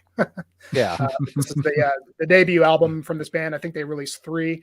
But, if you're a Summoning fan, a lot of times you're wanting a new Summoning, or you just want to listen to that sound. And Summoning just has such a specific sound that I don't think there's any problem with I don't want to, you can say cloning Summoning, but, harnessing the Summoning style.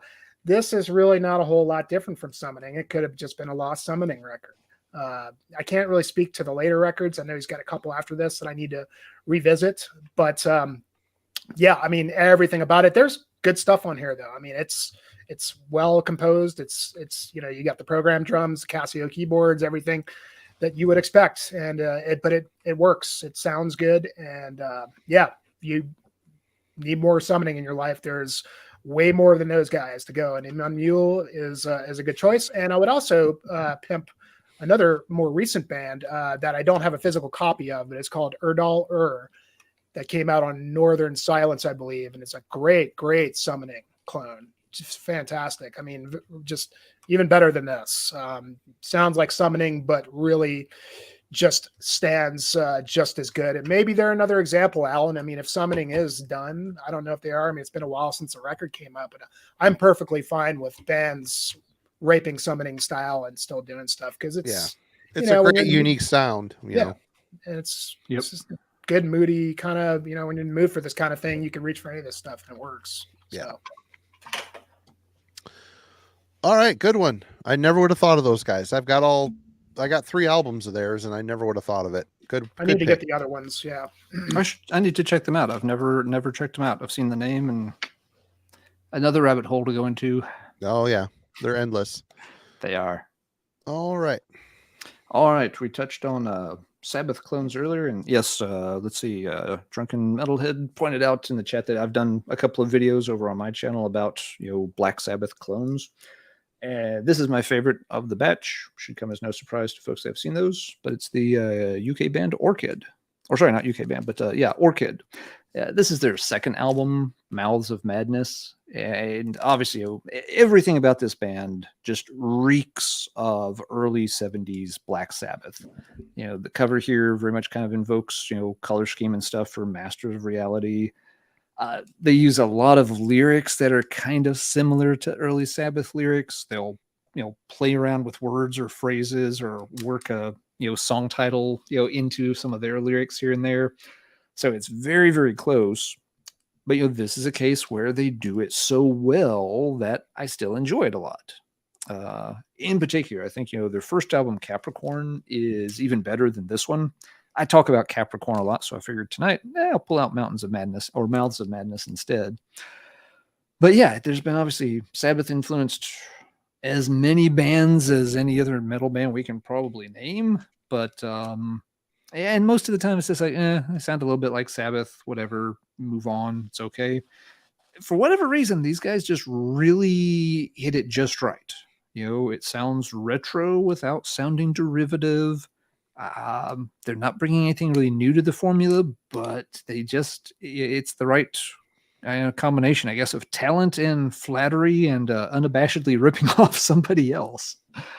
But yeah, Capricorn was one of those CDs I just permanently kept in my car when I owned a car that still had a CD player. There were only about 5 or 6 CDs that just stayed in it. Others, put it in for a week, take it out, switch them out every now and then. But there were always, just a handful of discs that never left the car. And yeah, Orchid was one of them. It was just like, if I'm in the mood for that style, this is the one I throw in. So it's funny because there were plenty of early Sabbath albums. They're all great. Still go back and play them on, semi-regular basis. But I don't mind the Orchid material, getting into the rotation either. So I don't know. I'm having trouble finding a pattern to when these clone bands work and get the thumbs up and when they end up, just feeling like a retread and get the thumbs down. It seems to be very, very little things that sometimes make the difference. I'm not sure there's a rhyme or a reason to it, really. All right. I got one here that I know Alan's going to have, so I'm just going to let it sit and see if he picks it. If he doesn't, then I'm jumping on it. Until then, the first Nightingale album. Chat was talking about Dan Swano earlier on. Oh, yeah. This band went on to be very proggy, kind of like a prog band as they moved on. But this album, The Breathing Shadow, is basically Swano with a drum machine channeling his inner Sisters of Mercy. Actually, in a lot of ways, this record might be better than Sisters of Mercy. A little more uplifting, I would say. Swano's voice is very melodious and excellent. And there's some darker stuff on here. His melodies are very interesting, as always. But I always loved the crap out of this record. I would have liked another one in this style because I'm a Sisters of Mercy fan. But yep, Nightingale got a lot. It went where I just didn't want to go. I'm not the world's biggest prog fan, but Sick Nick, that was what's the name of that band that you showed? Emil Eamon Mule. EMINMUIL, something like that. Yeah, something like that. But yeah, Nightingale, The Breathing Shadow, Sisters of Mercy, Worship for sure. And this is a great record. A lot of fun. Came out on Black Mark back in the day. No one really ever talks about this thing. Or Nightingale in general. I don't really see much talk about them. Okay. Jimmy, you're back. I think that spell it correctly. Well, I'm going to go with the Dan Swano one as well, since we're talking about Dan Swano. And this is his solo record, Moon Tower. And this is Dan Swano taking sort of the Edge of Sanity sound and harnessing his inner Rush and Genesis leanings. So you know, definitely a little bit more of a progressive sound for him. I mean, but if you listen to like Crimson or Crimson Part 2, I mean, this could have been like the logical next album from those. And but it's not so much like wrapped up in this huge like one mammoth song kind of concept. It's, you know, it's not overbearing as a progressive record. This is my absolute favorite thing by Dan Swano. It's a fucking masterpiece, and a lot of Rush in this. Rush with deaf vocals is pretty much what this is. And yeah, you know, I was like wished he would go and do something again like this. I mean, he's done some stuff more recently, you know, with like the Witherscape. That's kind of like, you know, brought some of the sound in there, but it kind of went to different places. But this was just so much of a one-off album for him, and you know, taking sort of a progressive style, but you know, making very concise 4 or 5 minute songs. It's not overbearing whatsoever. It's perfect from start to finish, short to the points. It's not this just extremely long epic that you have to invest a lot of time in if you're a Dan Swano fan and you are not hip to Moon Tower. I mean, this is again Uncreation. That's right, the Moon Man. It's one of my favorite songs by him, and of course the Witherscape stuff is all awesome as well. Wade, really wish he would put another record out like that. I think there was just 2, and the last one was just fantastic. But yeah, if you're a Dan Swano fan, I mean, this is again not to be missed. Moon Tower, and just harnessing 80s, you know, synth wave, you know, meets progressive Rush Genesis kind of stuff. So great stuff. Good pick.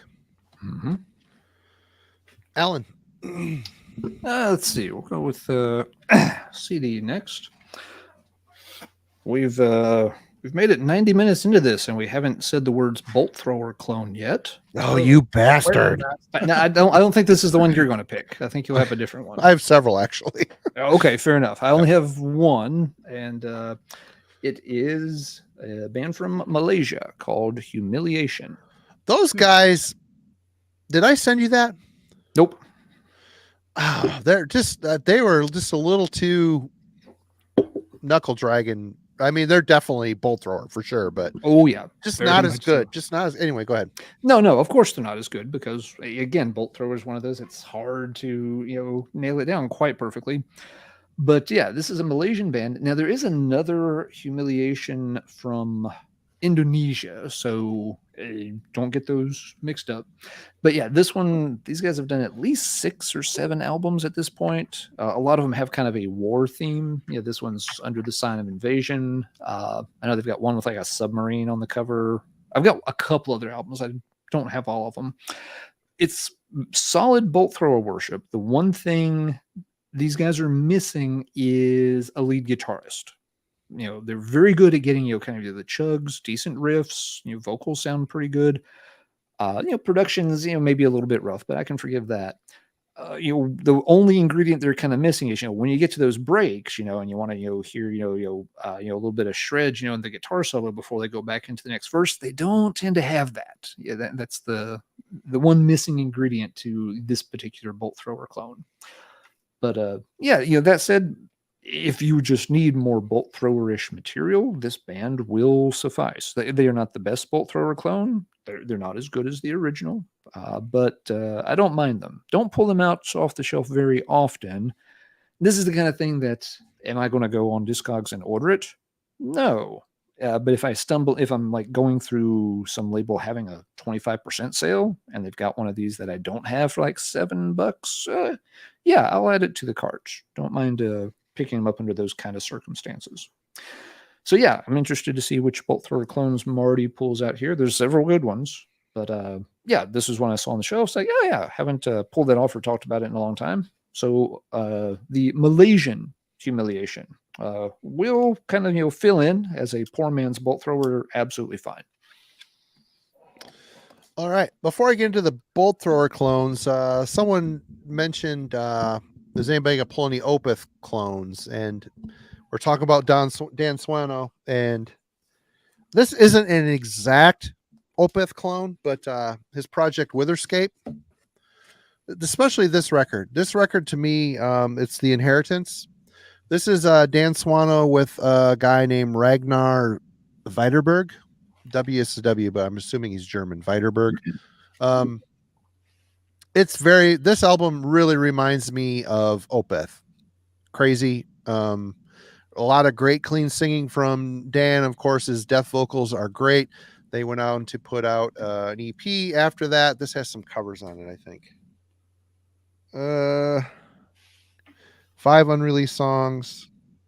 Anyway, yeah, this is the New Tomorrow. Font's hard to read. And then their last, I don't know if they're still together or not. Their last album. This is The Northern Sanctuary. This album rules, man. Yeah, There's some awesome, heavy crushing. Dan's death vocals on this are just absolutely devastatingly great. Yet he maintains diction. You can understand what the hell he's saying. But this album is just absolutely crushing. This is less Opeth inspired, but what made me think of the Opeth was this album. This always reminded me of him trying to get his hooks into the Opeth sound a bit. But this Witherscape shit was great. Absolutely great. I hope he continues to do it because he's kind of dropped off the face of the earth. He's on Facebook, him and his wife are on. He's been doing a lot of Edge of Sanity t-shirt. They do have like his own t-shirt company. He'd been putting out t-shirts for Edge of Sanity stuff, which all look killer. But I don't know if he's doing any new music. But yeah, that Moon Tower is great. And check out this Witherscape too. I have a lot of people that I know that should like it, don't like it. So I don't know. It's weird. I've heard some people say that it's a little bit too much in like the melodic death metal, like Gothenburg kind of era. Which well, that's really where did Edge of Sandy come from? Yeah. I mean, exactly. It's where he came from. Like, I love it. I think it's great. It's a good mix of everything that you like from Dan Swano. There's a little bit of prog in it. There's a little bit of keyboards in it. There's a little bit of straight up death in it. It's good stuff. Really good. Catchy as hell too, especially that last album. Holy crap, it's so heavy and catchy. All right, Jimmy, you are back. All right, a little bit of a newer one. This just came out a couple years ago. New band, but these guys are from Portland, Oregon, I believe, called Silver Talon. Oops, sorry, I blew up. Decadence and Decay, and so like I said, new band. And these guys are pretty much a carbon copy of Nevermore meets Queensryche. And good band, good record. And Andy LaRocque, I believe, might have produced this, even contributed a solo or two on a couple of the songs. The amazing thing about this record is the singer sounds like, he is a fucking carbon copy of Warrell Dane. And I've never heard anybody really, Warrell Dane always had his own unique kind of sound. And this guy, he just sounds just like him. And I guess that's not a bad thing. I don't know. Here's another example, Alan, of, Nevermore's long gone. I'm not like the biggest Nevermore fan, but I do enjoy a few of their records. They were a great band for sure. They kind of had some, some dips, some peaks and valleys, of course, in their career. But you can't deny Warrell Dane's influence on Nevermore in general. Doing Sanctuary, and then ultimately Nevermore, kind of more of a, just a chunkier, extremer kind of guitar sound with Warrell Dane's vocals. This is kind of in that realm. I think it's, musically, it's a little bit, I don't want to say like extreme, but it's just like a little faster. Maybe there's a little bit more of a thrash element to Silver Talon.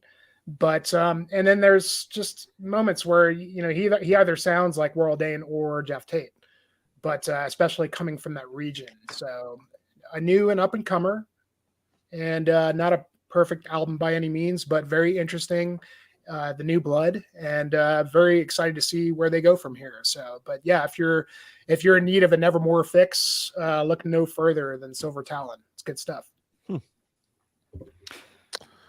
Yeah, that's a good call, Jimmy. I've just heard that for the first time recently. Kellen and Marty and I are actually working on a topic for a live stream we'll do later this fall. Oh, I forgot about that. That album is part of the assigned homework for that particular project. So yeah, I've just checked it out. So, and yeah, it's an interesting listen. I agree. When I heard it, it's just like, there's a lot of Nevermore in here, but it's not completely just 100% copying Nevermore either. There's a few other things going on.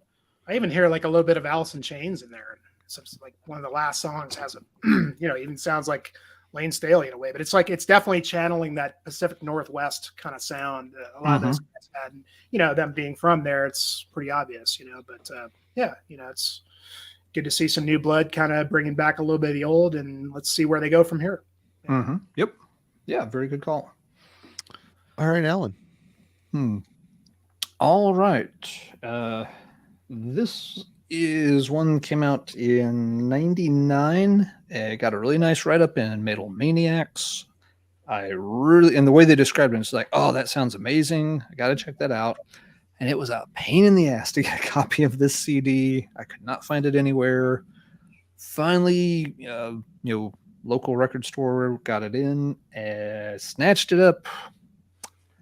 And it was kind of like, the review was right. It sounds an awful lot like Catatonia. And in fact, it sounds too much like Catatonia. The album in question is Grey Dawn by October Tide. Yep. Yeah. Isn't someone from Catatonia in? Isn't Renskin that? I think Renski's in that. I'm checking right now. It's been a long time since I thought of them. I think it's Frederick Norman is the guy. Yeah. Yes, you're right, Jimmy. It is. It's Frederick on guitar. Yep. I knew it was somebody. Yep. And Maniacs was right. Yeah, they compared it to sort of Brave Murder Day-ish era Catatonia, which is another one of those things that always sounds amazing. It's like you wish they had maybe done more early Catatonia before they moved or later sound. But then when I hear bands that really try to copy, I'm just like always like, nah, it's not quite there. It's a good copy, and it is a good copy of that, but it just never quite would click with me. Anytime I would hear this, I'm just like, why am I not listening to Brave Murder Day? I don't know. Right. So yeah, this was one of those CD hunts that took from the time I read that review to the time I got the disc. It was the better part of a year, I'll bet. I might be wrong, but I feel like it was close to a year.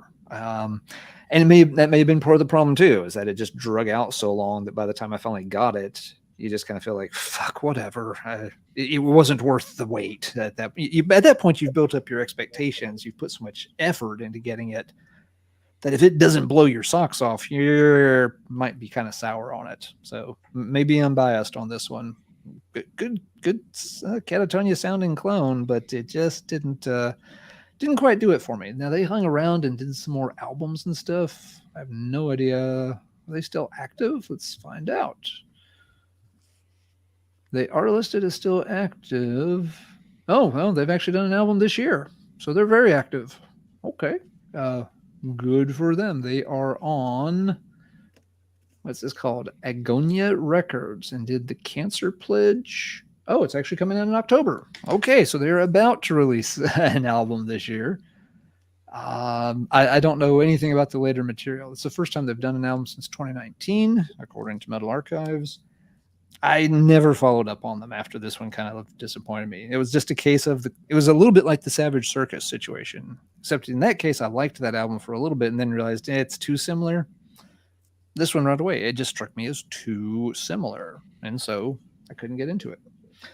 October Tide. Glad they've stuck around and done other stuff. Good for them. But I don't see myself revisiting them anytime soon. All right. Over to you, Marty. Let's get into some more bolt thrower worship. And this is a solid one, actually. This is Sweden's Just Before Dawn. This is the newest one I own. This is, which one is the name of it? This is Tides of Blood. This is the Aftermath. And this is The Dead and Those About to Die. Basically, there's a core group of musicians on here that are on that write the songs, and then they bring on a whole bunch of guest vocalists. This one, I think Van Drunen is on here. Let me check. I don't know if he's on this one. Is he on this one? No, he's on one of these. But the one that does the lion's share of the singing on this is Dave Ingram, who was in Bolt Thrower for a hot minute. This shit is really well done. It's really heavy. It sounds like Bull Thrower, especially got Ingram singing on it. These guys are really good. It seems like there's some drum machine action on these here, but this is awesome. They've put out several since this. Yeah, I mean, the vocalists, you got guest guitarists, you've got vocalist Johnny Peterson, Dave Ingram, Teddy Moeller, Joaquim McGivere, Matthias Nastolen, Samuel England, Ralph Halber. I mean, a bunch. It's like a lineup. I don't know. They're all in different bands. I don't have that information in front of me. It's all on the inside here, but Just Before Dawn, check them out. I would really highly recommend this Tides of Blood CD. Really good. It's on Raw Records. I had to get all this stuff from Mexico. I don't know why Mexico was the hub for this. Maybe that Raw Records is, or Chaos Records as well is another label. But awesome Bull Thrower worship. Check them out. Let's see. Raw Skull Records is listed as a label in the Netherlands. Huh. I'm Weird. looking up because I'm not familiar with that one, but it sounds interesting. That would have been great to hear that recorded too, Jurgen. Van Drunen with Bull Thrower. He had alopecia and freaked out and didn't want to be on stage, and I don't know. It's weird. He still has hair. I don't know. Anyway, that's neither here nor there. It would have been a cool thing to see. Jimmy. All right. So going to go with another kind of the new crop. And this is a band that's really was wearing their influences to start and has gone on to do a lot of great things, in my opinion. But this is the debut Horrendous record with the Chills. Good album. And great artwork, too. It's not really coming through very well. But Horrendous. I mean, this is this is like the new school of younger guys coming up. And, if you're a fan of this band, I mean, they've got a pretty good bit of buzz in terms of their more recent output. But if you go back into their history, you kind of see where they come from, and they wear their influences on their sleeves big time on this record. We're talking mostly Swedish death metal, but I think there's maybe a little bit of Bull Thrower in there.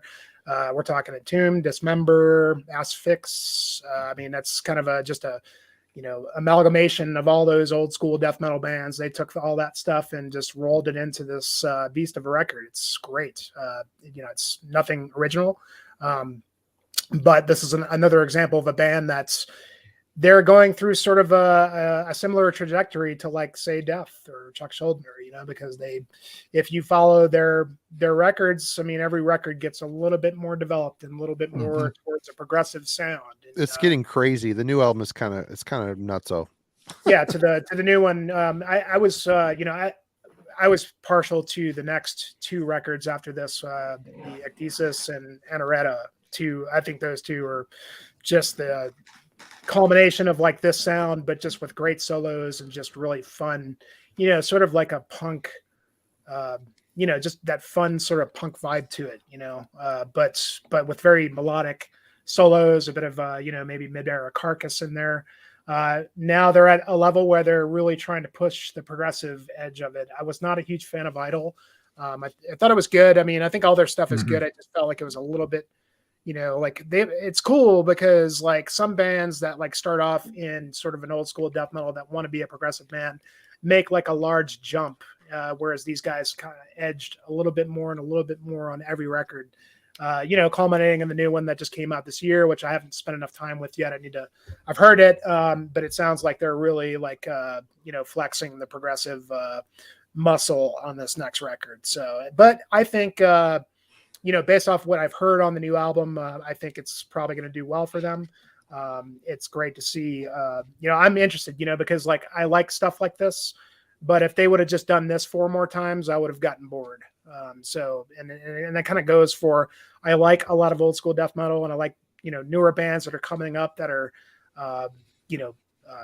wearing their influences on their sleeves and doing, kind of the same stuff as their influences, but you can only do that so much. So it's cool to see, this is another band that's going to push, their sound forward, push the genre forward a bit, and let's see where that's going to land them on this new record. I'm not really quite sure yet. I need to spend some more time with it. But yeah, I mean, if you're a Horrendous fan, you're really into that new stuff. I know a lot of people that have gotten into this band and not gone into their roots, and like they were probably pretty young guys on here. It's cool to hear, man. It's I mean, you hear all those old school influences. I mean, they've been listening to all the shit that we were growing up on, and they were not even born yet, I'm sure. So, but great band.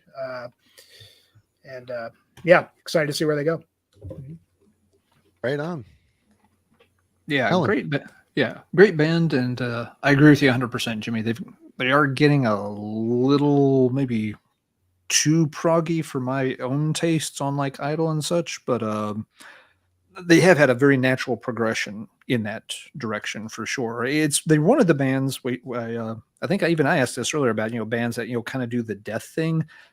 There is a band that has kind of followed the death trajectory pretty well and done a good job at it on all stages. Even if I'm not nuts about their most recent output, I haven't spent enough time with the new album Idol either. I'm thinking of Idol when I say that. Yeah. All right. Hey, Mark, what's going on, Mark? Good to see you, Mark. Yep. This is the Jurgen Aaron special. This is the Jurgen medal for the night. Clone bands are nothing new. A lot of them we've talked about tonight. Youngish bands that are copying someone that was in the former generation. The former generation were copying bands as well. Accept was a very popular band in the early 80s. They kind of climbed to global domination pretty early. And so guess what? Other bands started trying to sound like Accept, even in their home country. A good example of this is Stormwind. If anybody's heard of Stormwind, you get 10 points on your True Metal Street Cred score. I've never even seen you show that record before. I've never seen I may not have shown this record before, and I'm so happy I got to pull it off the shelf. Yeah, this is 1985. It's classic 80s heavy metal. It's on the Wishbone label, same label that did the Avenger album pre-Rage. Wishbone was not a particularly huge label for metal releases, but they had some decent ones. There were no Noise or Steamhammer in terms of size. But yep, and do you mean this EP, Aaron? Because this is the only other thing they did, a 12-inch EP with the logo and not a whole lot else on it. And Aaron's correct. Is it amazing? No. What is it? It is Accept worship. They are trying very hard to get that same kind of gruff and tough sound that your classic early 80s Accept albums had. They're okay at it. It's not that they're bad at it. It's just that they were immediately trying to do something that another band was already doing well and very successful with, and already on global tours. Trying to copy that when you're signed to Wishbone in 1985, again, that's a tough uphill climb. And the album cover and the logo makes it look like it should be awesome. They kind of do. I like the logo a lot, the spiky logo. The album cover, I mean, it's a thing from its time. I mean, it's kind it is.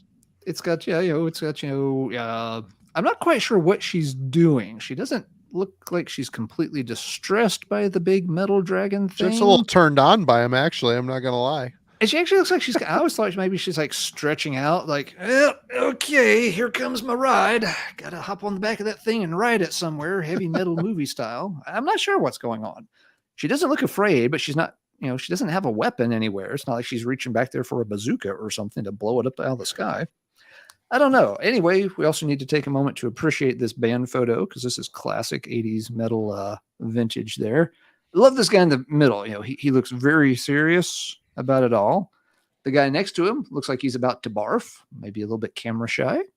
And we've got a couple of young Dave Columbus there. We got a couple of 80s rockin' Scott mustaches Columbus. there. Scott Columbus. Yep, Aaron's got his mustache action covered. Yeah. So, I mean, all the elements are here.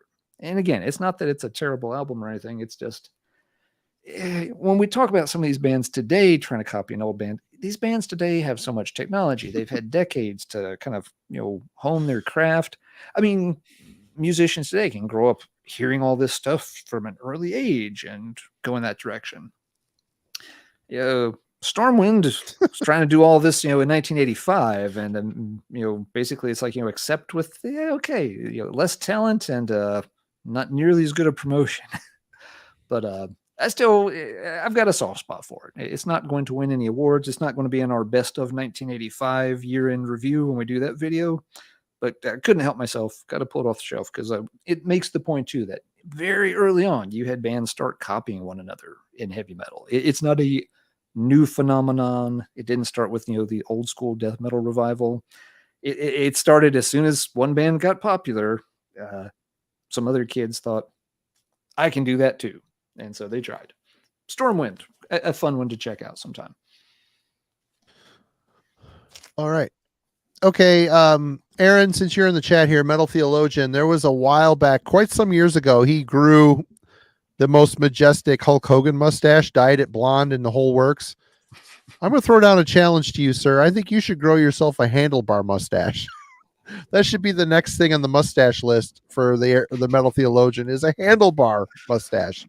You got 6 weeks, Aaron. If you pull it off before Halloween, you can always go as an 1890s, saloon bartender or something. Right. Just saying, it is the time. It is the season almost for fun costumes. Yeah, you guys need to do a full episode based on metal mustaches. Mustache metal. There's another topic for you guys for a Friday night. Aaron might sue us for copyright infringement. Then I think we'd be stepping on his toes too. We'd have to have him in. He'd have to be in that one for sure.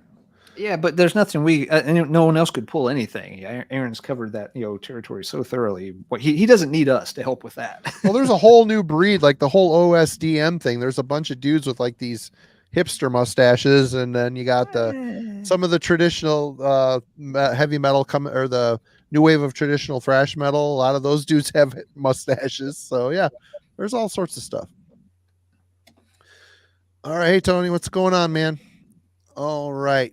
Here we go. Let's talk about some bands that rip off My Dying Bride and actually do a really good job at it. This one came to mind pretty quickly. Paramecium. This is Exhumed of Earth. That's a good one. Yep. The album club covered this some time ago. It's Jason Sherlock from Mortification fame, early Mortification, and he quit that band and started this. They put out a handful of records. He's got some brutal techie death metal stuff he's got. I don't remember the name of that. He's also the one-man black metal project known as Horde, which that Helig Usfart record rules. It is really good Dark Throne kind of worship. Awesome. But this album is really good. Basically, there's what is it? The Book of Revelations is the lyrics, and you've got the violin in here, you got the really sad mournful doom stuff, you got the brutal death vocals. It's just a well done mimicking of the My Dying Bride's early style. Always liked this record. I have not checked out anything else that this band has done, but I found this Rex Records pressing pretty cheap on line somewhere. I couldn't believe it, but it's been reissued. The record for this is not cheap. I was going to get it on vinyl because I like this so much. Was it Boone's Overstock that has it? Wow, it's just not cheap. It's not affordable. Anyway, Exhumed to the Earth, Paramecium from Australia. Good band. Jason Sherlock, very talented dude. Right. Really Jimmy's, good album. Yep, Jimmy's back. Yeah. Something a little bit further left field, but in the days of Dream Theater, back in the day, I was a Dream Theater fan in terms of like the first 3 or 4 records, and then they pretty much lost me at that point. And whether Dream Theater is a metal band is up for debate. I mean, they've always had sort of a metallic edge, but arguably introduced a bit of progressive, more forward-thinking, composition to their music. And in those days there wasn't really anybody. I don't know if really progressive metal was sort of a thing quite yet, but it took a little bit of time for bands to start coming out of the ether be influenced by Dream Theater. But so going back to Sweden, I'm kind of reminded of the band Andromeda's extension of The Wish. Oh, And yeah. this came out, I think it was 2002, 2001. And the guitar player in this band is now the lead guitarist for Dark Tranquillity, I believe, Johan Reinsholz. He actually had a couple other sort of like melodic death, Gothenburg, I guess, death metal bands. He had one band with the original singer from Arch Enemy, Johan Leva. I forgot the name of the band. It was a good band, but this is their Dream Theater project. And, you know, not to say that this sounds just like Dream Theater, but it is in that sort of like trying to come out with a progressive nature of a metal record. And yeah, you know, definitely moments of Dream Theater. I would say personally that I thought this band surpassed Dream Theater because they had good, shorter, concise songs. Dream Theater was a good band when they were doing that sort of thing until they just got all wanky. And they were always kind of wanky, but they got extremely wanky through their mid period. I have not kept up with Dream Theater whatsoever, but I think these guys kind of went a little bit under the radar, but they still produced something that kind of gave something that was listenable and not overbearing of a progressive, you know, metal record, maybe a bit of a power element to it, but more just progressive across the board. Yeah, Skyfire, that was yeah, what happened to those guys? I remember them from back in the day. That was a little more like, I think there was like death in there and but progressive stuff as well. But so this is just straight, you know, this is just straight prog. I mean, it's not, you know, there's a bit of a metallic edge to it, but yeah, they produced two records after this that were really great, just really good melodic style, and a fantastic ensemble of musicians that I don't think are very well known, even to this day. I think the band is still going, but the drummer, the keyboard player on this is absolutely stellar. This guy isn't just some, you know, he's not just doing chords and stuff. This guy's a real classically trained pianist doing some amazing stuff on this one, and especially the subsequent record. But yeah, you know, I think this was the Swedish answer to a Dream Theater that we did not see a whole lot, other than the fact that they were sort of harnessing that. You know, they kind of created their own thing with this. But I think it's a long forgotten record that deserves to be revisited, and it was actually re-recorded because the first. This processing, they actually had a singer named Lawrence McCrory, who was the original Darkane singer and went on to do some other bands that cannot remember, but they eventually got a new singer and they re-recorded this with him, who was actually arguably better, more suited to the band, and who went on to be their singer for the subsequent records. But just don't go watch these guys on YouTube because it's cheesy as hell. There's a live DVD of them playing. I think it's called Playing Across the Board, and it's so fucking weird. It's like they're in this auditorium, and like some of the shots, you know, it's professionally shot, different angles. At moments, like you see that there's a crowd in there, but nobody's clapping or doing anything. It almost seems like they put like dolls in place of people. I don't know if that's really what they did, but it's just the fucking weirdest thing, dude. Like when after they stop playing, there's no applause, and they all look cheesy as fuck. The singer's got like fishnet, you know, shirt on, and it's like not a good look for them, but the music's great. So yeah, long forgotten Andromeda, good stuff. Really nice call, Jimmy. Folks are geeking out over that a bit in the chat. I haven't thought of that album in ages. I remember the cover. I must have got the cover. I remember the cover. I must have got it as a promo back in the day, and I went, "This sucks," and threw it in a box and got rid of it. Yeah, but now I probably like it. It's good. Yeah. It definitely got some chatter online. It was, I remember it being discussed, you know, on forums and stuff when it came out. There were some folks, that kind of championed that one a lot. I'm trying to remember his name. It was Jason something. He was Stygian. His screen name was Stygian. He kept up with a lot of the power metal and prog releases around that time, and he championed Andromeda quite a bit, I think. Really nice guy. He had his own forum for a while. But yeah, geez, I haven't thought of that forever. Awesome. All right, Alan. All right, something I have thought of more recently. We haven't really said the words Celtic Frost Clone yet tonight, and it's time to do that. Insert Dark Throne album here. We could. Actually, I went for something a little different and a little more recent. We'll go to back to Boston and Malleus. This is their first EP, Storm of Witchcraft, 2016. And it's very much a Hellhammer clone. I'm kind of lumping Hellhammer and Celtic Frost together. I'm going to say that's fair game. Even the way the cover is laid out, the font is very similar. The color scheme is very similar. Kind of, having the box around the picture is very similar to the cover of Apocalyptic Raids cover art. Yeah, and they're very much, going for that same kind of, very, Neanderthal, heavy distorted kind of sound that you get on those, earliest Hellhammer and Celtic Frost recordings. They do it fairly well. It's a sound of, come across a couple other bands that in just like the past several years are really going for that same early Hellhammer Frost vibe. Haven't found one that I think really nails it just yet. Malleus does it okay on this one, but again, it's definitely just it's a newer band trying to copy one of the legendary bands. You can figure that out pretty quick.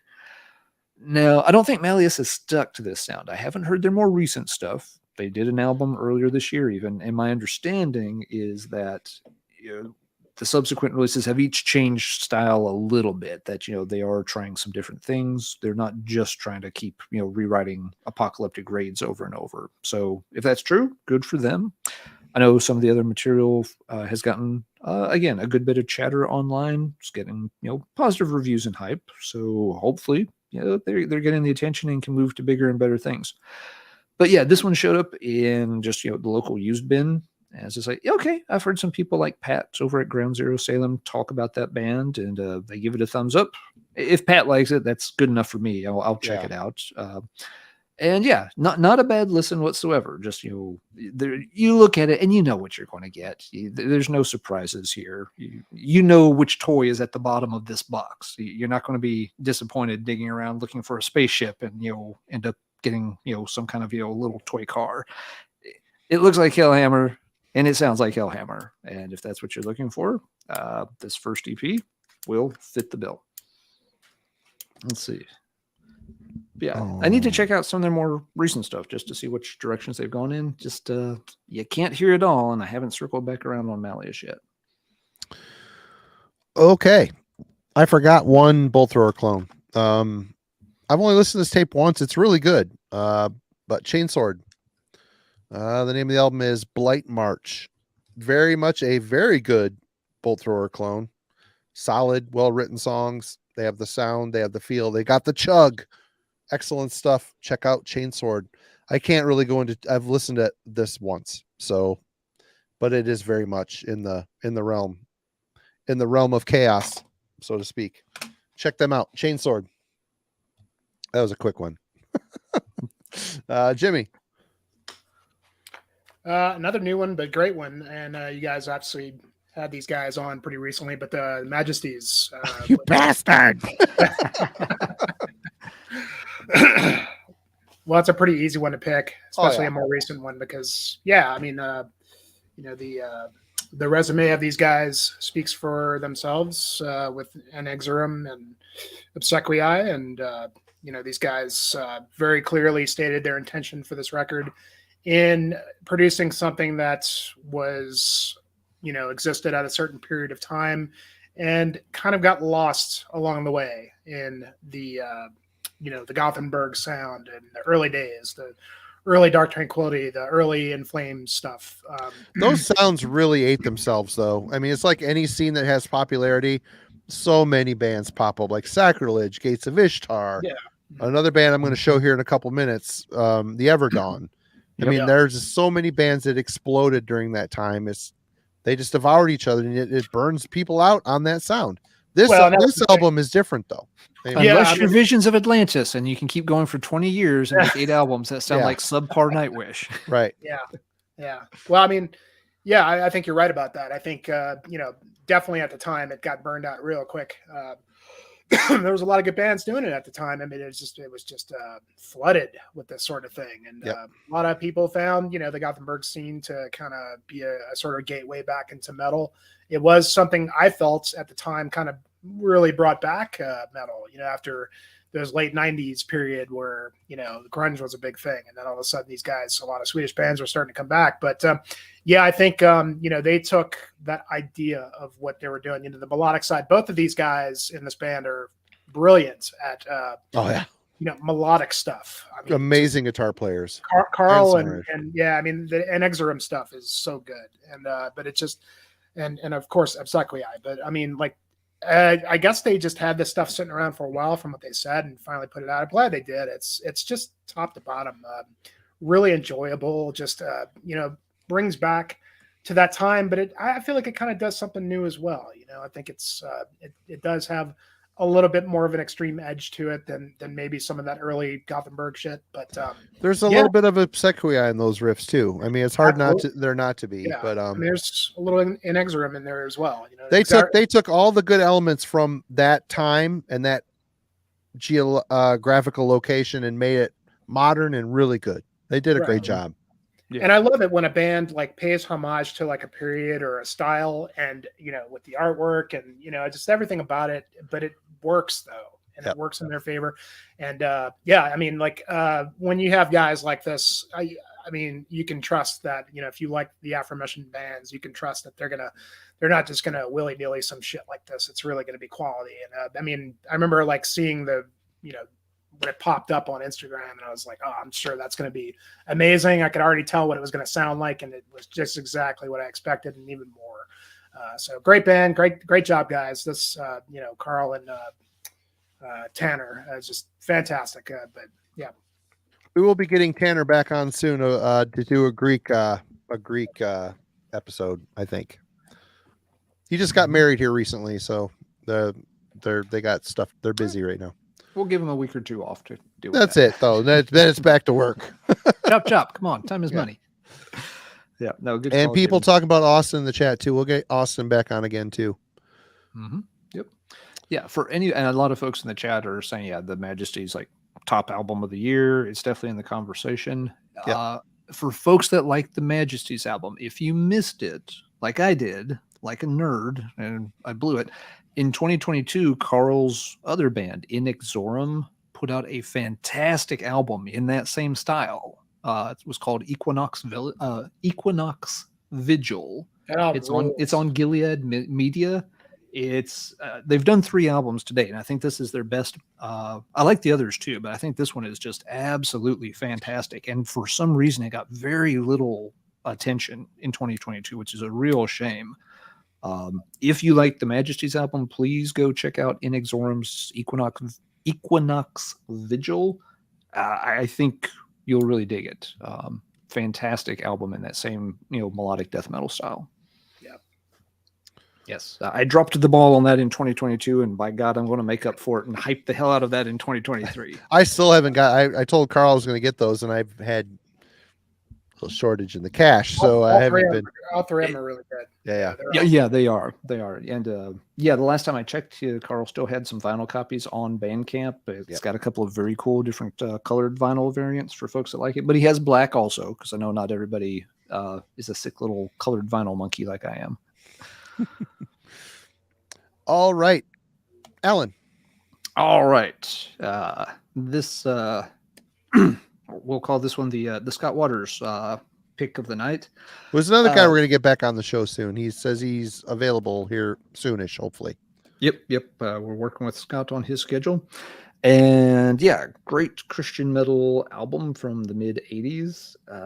This band wanted to be Judas Priest more than Judas Priest wanted to be Judas Priest in 1986. Yeah, Priest was getting a little funny there around the Turbo era. Fun album. I like Turbo, but let's face it. Yeah, it's a little outside of what they were definitely kind of drifting a little outside their hardcore metal zone. And so Saints said, we can pick that ball up and run with it. This is Saints Time's End from 1986. And it is a fantastic Christian version of Judas Priest. Some of the songs have kind of a sci-fi vibe going on with them as well, which works quite great. Huge power chords on this, great riffs, strong vocals. Again, sometimes Christian metal gets the reputation of being, kind of weak or, wimpy. It's an unfair stereotype because there are lame bands in all styles of metal, secular, non-secular, and whatnot. But this one has always stood out to me as, one of the really, really good Christian metal releases at that time period. And it sounds like the album Judas Priest should have made right after Defenders of the Faith. It would have fit into their catalog perfectly around that time. But they didn't. They made Turbo, which we most of us have a soft spot for Turbo, and that's okay. I like it. I do too. It's quite okay. It's cheesy as shit, but I like it. It's fun to listen to, and it's also a fun album to pick on. So you get it both ways with that one. But Time's End, really fun album.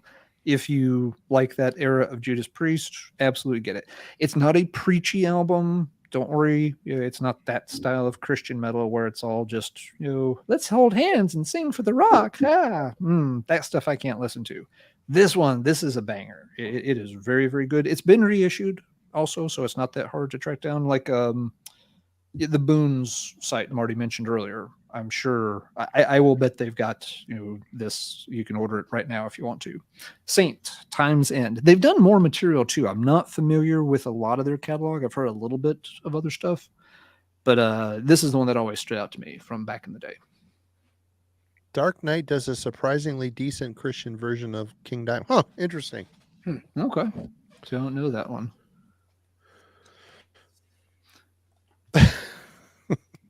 Okay, let's see. Seagull was glad to some folks are cool with the Saint pick. Cheers to Seagull. And cheers to everyone in the chat. Lost tonight on YouTube saying he got here from the post I put up on the Panopticon Facebook page. So great. Thanks for those of you that are here for the Panopticon contest, thank you for joining us. Hope you enjoy the show. Subscribe. We do this every week, twice a week, actually. So Lost on YouTube's had a lot of good comments in the chat. Glad absolutely. You're hanging out and contributing. Thank you very much for joining us. And Austin does join us on occasion as well. So he's been known to be on a few episodes. Wander out of the Northwoods long enough to show some records. And let me tell you, I've been in front of it. His record collection is massive. Yeah. Anyway. Okay. I'm kind of surprised Alan hasn't shown this yet, but I'm getting to the point where I need to show this. So I think we're getting towards the end of the list here tonight. I don't remember where these guys are from, but we've showed this record a lot on here. Lethal's Programmed. What do these guys sound like? Well, if you like Dark Throne, if you like Queensryche, this is what this band sounds like. The singer for this band is a dead ringer for Jeff Tate. The music style is that transitional period between The Warning and Rage for Order. Would that be correct, Alan? I would say. Yeah, it's exactly in that realm. That's the era they're going for.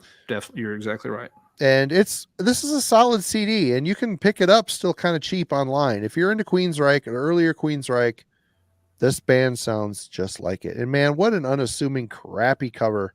It's just bad. But this came out in 1990, I think. 90, it looks like. My eyes are not what they used to be. Yeah, it was a little late to the party for late 80s, the heyday of 80s metal. Yep.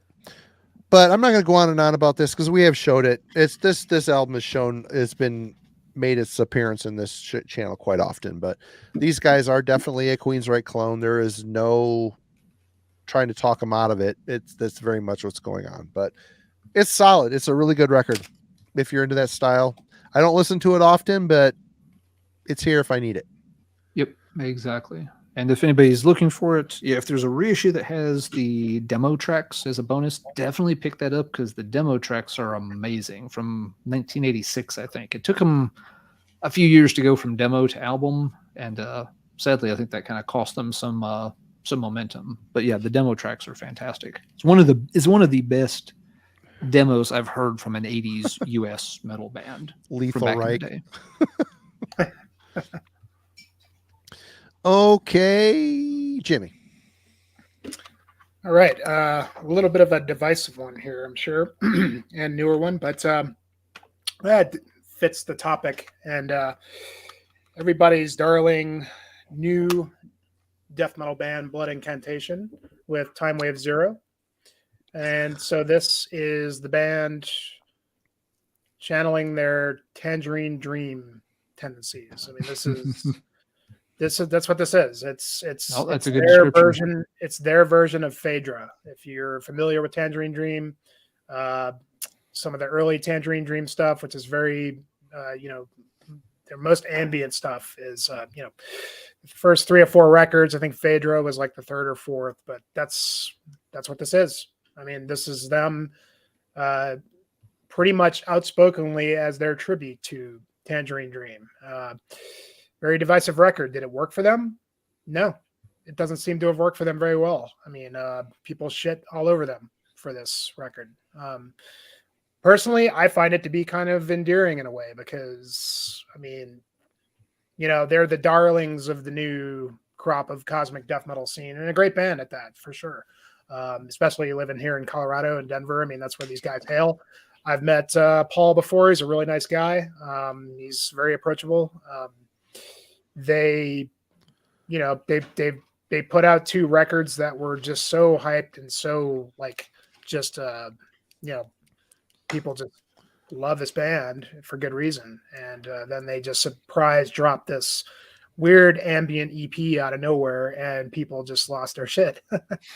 Kind of funny, but for me, I think personally, I like ambient music, so this appealed to me. It's not something that you're going to listen to in the same vein as Starspawn, but you have to admit that there's elements of this in their sound. They do have those sort of borderline atmospherics, in the music. And here they just went full stop and went with it, in a lot of ways that say, if you liked Oliver's Bergtat and then you listen to Kveldsinger, they did a 180 completely and they just did what they wanted to do. Well, Oliver's first 5 records sound nothing alike. It sounds like right, exactly. Band. I mean, not the best comparison, but just in terms of I think they're showing here that they're doing what they want to do. They could have just easily put out, which I'm sure they're going to do here shortly, is the next, death metal record. And pleased everybody. I mean, they're on a pretty big, trajectory at this point, and they just went sideways and released this. So, I mean, most people, that are into death metal probably don't like ambient music. It's not, for me, ambient music, I'll put it on in the background while I'm working, or just it's something to kind of just heighten the mood a bit, just like Dungeon Synth, ambient music does the same thing. And so, yeah, I mean, I would like to see, so I made the Oliver comparison because it was they did Bergtat, which had, some elements of the neo-folk, and then they just did a full neo-folk album, and then they went just balls out black metal. But what I was going to say is maybe they're going to do sort of a reverse Oliver kind of thing where they're, the next record, I think there's going to be a lot more elements of this, in the death metal sound. And I think that that's a great thing. I think that, if they can do that effectively, that's part of their shtick, the cosmic, otherworldly atmospheric death metal, which is kind of a new thing now that's really taking, making a lot of strides, and you're starting to see a lot of other bands doing this sort of thing. So, but yeah, it was probably a bit of a misstep for them, but you know what? They did something that was a tribute to, from what I understand, is something that they're very, very big into, is this, the synth wave stuff. And so as a result, Time Wave Zero, a little bit of a step to the side. They could have easily said this is a different band, but they wanted to make clear that this is part of their sound. So, yeah, but easily cloned Tangerine Dream goodness. And say what you want about that band, they earned their success. They've toured the world. They've put in the hours, they put in the miles, they put in the suffering. And do I think that Time Wave Zero is a misstep? Maybe a little bit, but a lot of people did. Yeah. It doesn't matter. I mean, they can do whatever the hell they want. And I gotta say, that new video they dropped, that song is wackadoodle. It's like the That's one thing about that band. I like them. I've got all their records. Their song structures are very herky jerky. I don't know. It's kind of their style at this point. It's kind of what they do, but I just don't know. I like it overall. I just don't know how much I like it. Anyway. Yeah. Alan, how is that beer Yeah. treating you, by the way? That ice cream beer. Does it taste like ice cream? It does not taste like ice cream. It's not bad. It's, I don't know. It's pretty average. Not bad. Not amazing. Not the best I've had, but I'll finish it. But yeah, nice pick, Jimmy. They say what you will about the EP. Yes, they did something different, and they obviously did not do it to try to get more popular or hop onto a trend or anything. I mean, they had to know that EP would not go over well with a lot of their fans, and they did it anyway. My only complaint with that EP is, for some reason, when all the local stores got it in, it's like $27.99 for the CD copy. Yeah, it's Century Media, I guess. Century Media, man, they're out to make Fuck all. that. That's crazy. If it was like, a $12.99 kind of thing, I probably would have picked it up. It's not even a full length. It's an EP. Yes. It's just like, why are you charging twice as much for something that you're marketing as not a full album? I don't get it. And as such, I didn't get it. It does not make any sense to me in that regard. It's not quite my style. I didn't mind it. Like you said, Jimmy, it's background music for me. Yeah. And yeah, if it was like, a $10.99 EP, I would buy it and put it on as background music. As a $28 CD, Century Media can scratch Marty's CD and smell his finger. I'm sorry. No, we're not buying that. Yeah. All right. Well, folks mentioned a good King Diamond clone a few minutes ago. I'll mention another decent King Diamond clone for my next one. It's Sweden's Portrait. You think so? Right. Well, it's this again. This one, they want to be Merciful Fate and early King Diamond, but it's kind of a step down. This is their second one, which is Cremen Lasse Majestatis Divinae, which is Latin for the Injured Divine Majesty. That's a good record. It's not a bad record at all. It's got some good songs on it. The deal with Portrait for me is and has always been that they're trying to copy one of the best and most unique sounding metal bands of all time, that early Merciful Fate, early King Diamond sound. Damn, that's a tall order to try to fill. And, they're trying to do it with a vocalist who's all right, but, doesn't really have King's range. So you're trying to copy something very unique, and you're already missing the key ingredient. You're not going to come up with a guitar duo who's as good as as Hank and I'm getting my names all twisted up. Denner and Sherman. Yes, Denner and Sherman. You're not going to have a guitar duo who's quite that magical. Nope. And your vocalist is not quite he's got a good mid range. I like him, and he can go a little high, but he can't pull off the same kind of falsetto King does.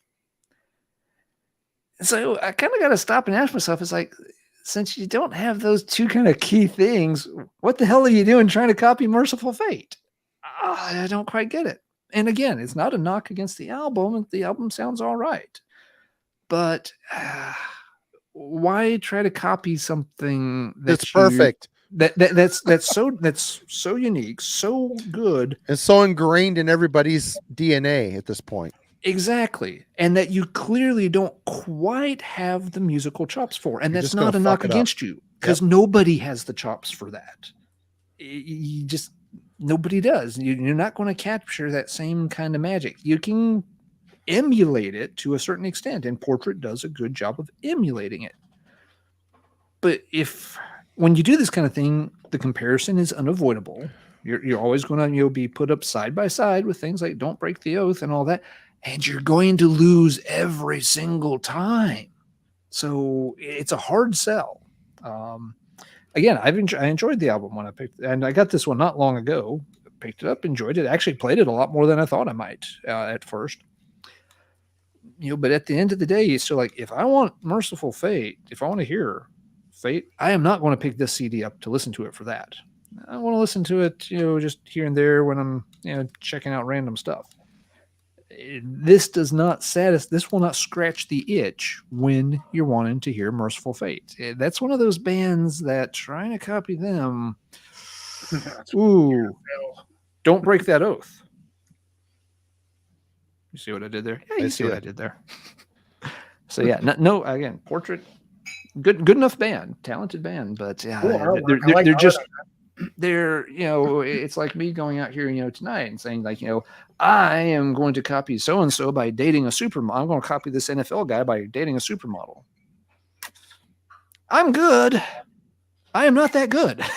And as such, I'm setting myself up to come way short when that comparison is drawn. Oh, well. All right, Marty, what you got? I know we're all getting towards the end of our list. I've got about 3 more. I've got 2 or 3 more myself. Jimmy, Same. how you doing? Yep, about the same. Okay, great. We're all right on track then. Okay. Before I got 1 record left. Let's get into something that skirts on the... Marty picks is, John, you mentioned Shadow Gallery. You get 5 points for your true metal score. Shadow Gallery is pretty cool. That's not a band that gets mentioned very much, but yes, I dig some of their stuff. Very soundtrack-ish on some of their albums, which is kind of cool. Nice. Quick shout out for John, because yeah, that's a Dream Theater clone that does not get much attention, but they are pretty good. Actually, I have 4 more. I've got this thing I've been sitting on here. Okay, I got this album in as a promo back during the Worm Gear days. And it was during the time we've discussed already, the whole Gothenburg versus Stockholm melodic Swedish death/black metal, the nebulous area between the two that Majesty so perfectly navigates. But this album came in from Metal Blade. I think it was a Death Records album that Metal Blade reissued, or Invasion Records. I can't remember, but it is the Everdawn Poems Burn the Past. This album is note for note the young brother of At the Gate Slaughter of the Soul. When I got this thing, I put it on, I listened to it, I'm like, you got to be freaking kidding me. How is this not copyright infringement? It is. You want to talk about a clone band? I don't know if it was intentional. It was just kind of like the style that all these bands were navigating at the time. Yep. Like I said, Gates of Ishtar. You've got, Dawn, who are awesome. Let's be honest. The Unanimated, Sacrilege,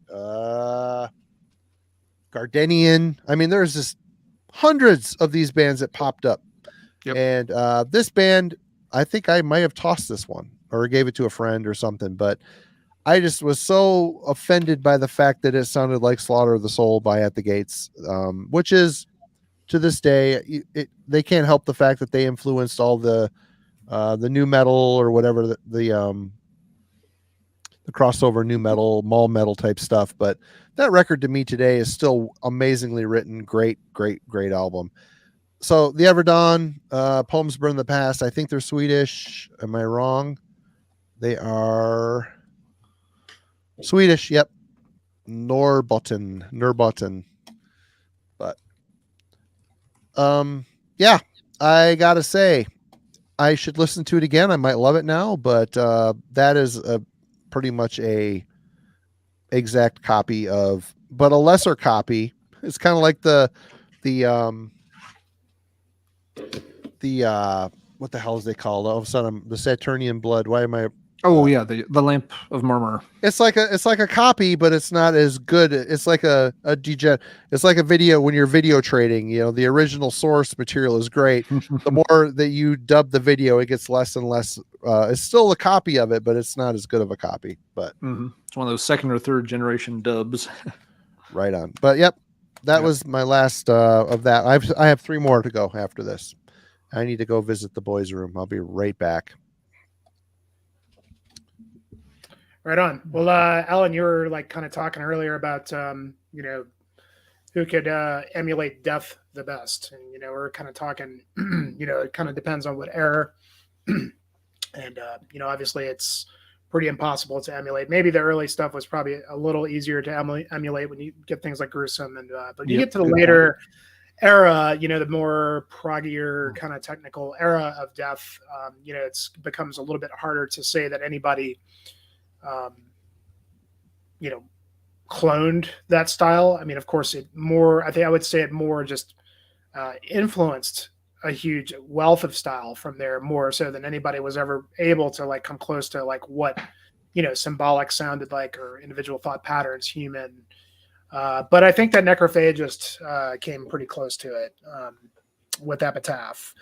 In terms of when you would watch these guys play, I mean, the Muhammad, I mean, he sort of like emulated Chuck in a way that the way he held his guitar, the way he kind of performed, he had a similar physicality to Chuck, more so than maybe how much this sounded like Death. But you can't deny how much that like later Death influenced this band, as well as maybe like mid-era Carcass. If you listen to the first record, it was a little bit more in the vein of trying to like harness some of the headier kind of Carcass stuff, but being technical. And I think as a result, with coming out with Epitaph and having a band fully realized, with a lineup and some ace players, at his disposal, Necrophagist crafted a classic record with Epitaph coming out in, I think this was 2003 or something like that. But I remember hearing this at the time and just being like, wow, that's the future there. That's the pushing forward of bringing, a classical progressive style into really brutal death metal. There's a lot of neoclassical stuff going on here. And these guys, they released 2 records, and then they became the influencer at that point with Necrophagist. And so many, that's when you saw the big explosion and crop of technical death metal at that time. Just so many. And even today, there's just, I mean, the tech death bands are a dime a dozen. They can all just play insanely good.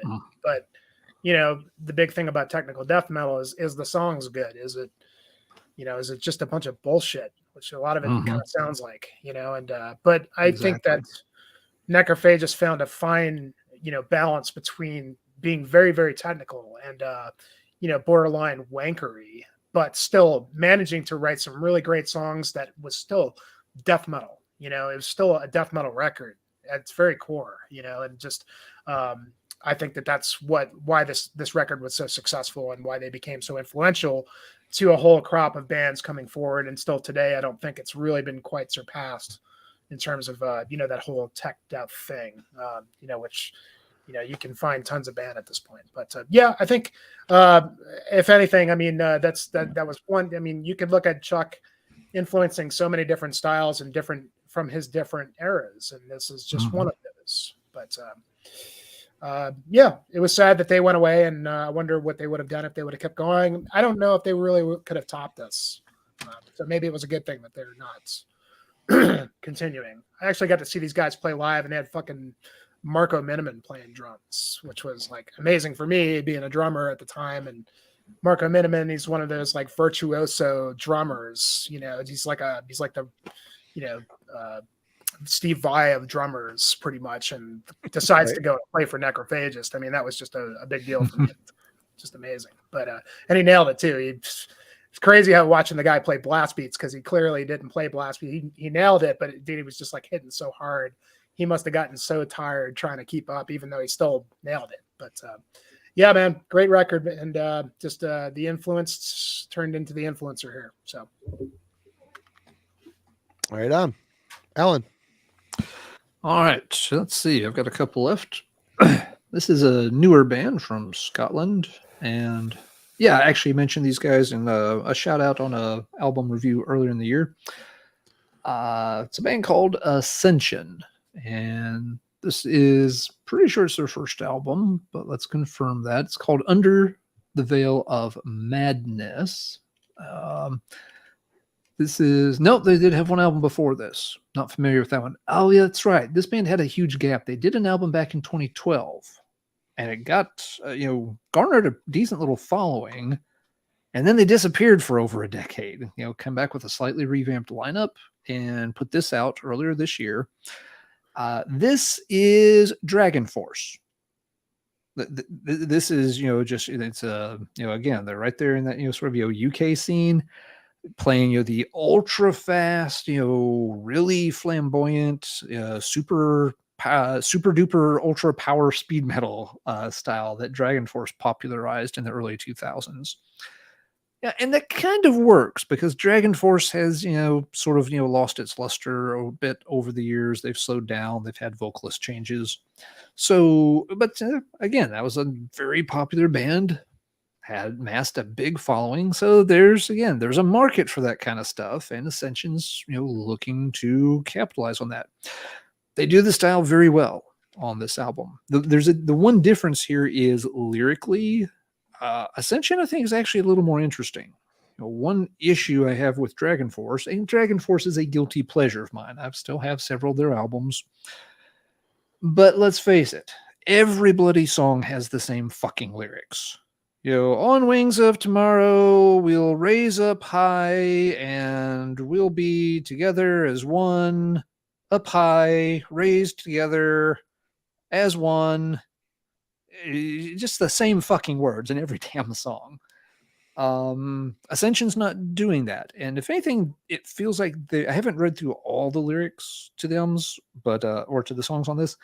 It feels like they're definitely tackling maybe slightly more quote unquote real world material. One of the songs, it sounds like it's kind of told from like the point of view of like somebody who's like stalker or having some kind of mental issues. It's not like dark in the sense of we sacrifice the virgin's blood, oh hail goat lord kind of thing. But just that they're not doing this very foofy poofy hold up your fist high, true brothers we believe, we're on high, we rise, yeah stuff that Dragon Force kind of ran in the ground after about 5 albums worth of it.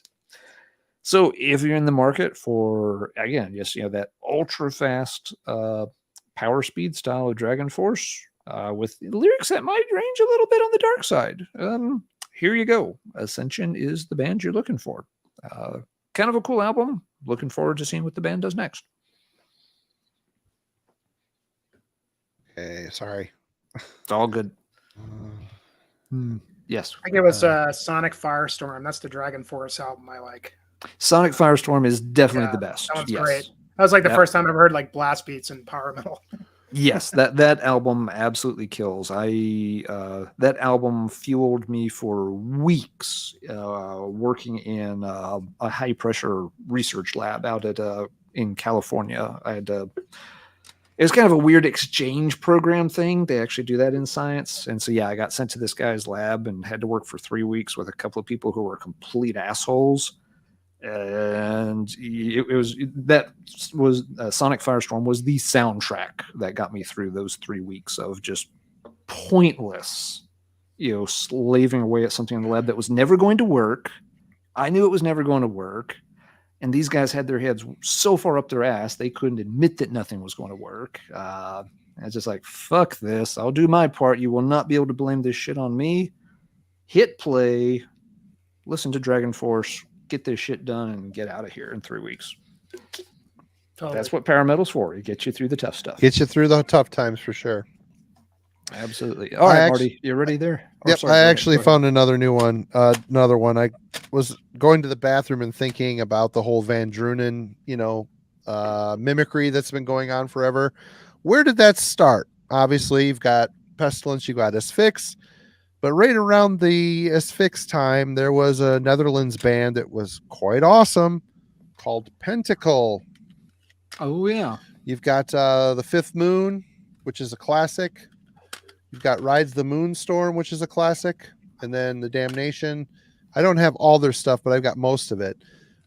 This band is notable for the bassist / singer, Vanus Gubbles.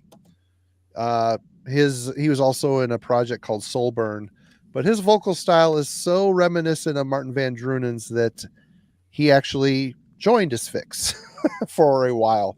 He was with the band for a spell. So you wonder where all this this clone Van Drunen style came from, it's him. It goes back quite a while. I mean, these are older releases. So, but all these records are really, really good. Are they exact Asphyx clones? No, they're just really catchy, evil, sick death metal. Really good stuff. Check out early Pentacle. It's kind of like what's going on now, but a little more authentic feeling to me. Vanessa's vocals rule. Great band. Not really talked about much anymore either. Again, these bands come in, back in the day, these CDs were sought after. I had to hunt for them, and they weren't cheap. The whole import pricing. Of course, nowadays it's like everything's cyclical. Nowadays, you want to buy something from overseas, the CD might be $8, but you're going to pay $25 for shipping. So it's like the whole import prices are back again. So, check out Pentacle. That shit is great. Good call. Yeah, it's another band. Yeah, I hadn't thought of that band in a decade. I bet there was somebody on the old Lapland Metal forum who used to just they hyped that band all the time. It was Mike Busher. It was Mike Busher. I was going to ask you if it was Mike. I couldn't remember. Yeah, he went on to be in High Spirits and what's the other band? Did he do Zool? He was in Zool. Yeah. Yep. Zool's a great band that no one mentions too. Yeah. Mike's good. Yeah, he sent me some of that Pentacle material. I was like, this is pretty cool, but man, yeah, I completely fell off my radar. Jimmy.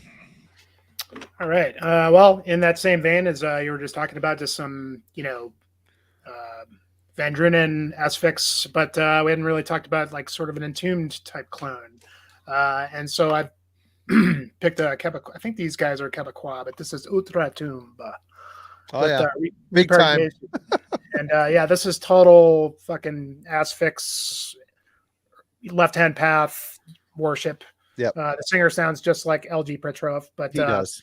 But they're fucking good, man. I mean, and this is it's catchy, it's well written, it's fun. It's unfortunately they just released a new album that I thought was not very good. But this record and the one after it, I think it's called Necro Vortex, are both just good fun, Entombed worship kind of stuff. But yeah, a bit of a little bit of both row, a little bit of Asphyx, nothing new whatsoever, but a testament to the fact that, when you're going to do that kind of stuff, if you can write a good song, if you can write a catchy song and it's fun, then keep doing it. I don't know. They probably have a shelf life at this point, unless they blow me away with the next record. But fun band, cool stuff.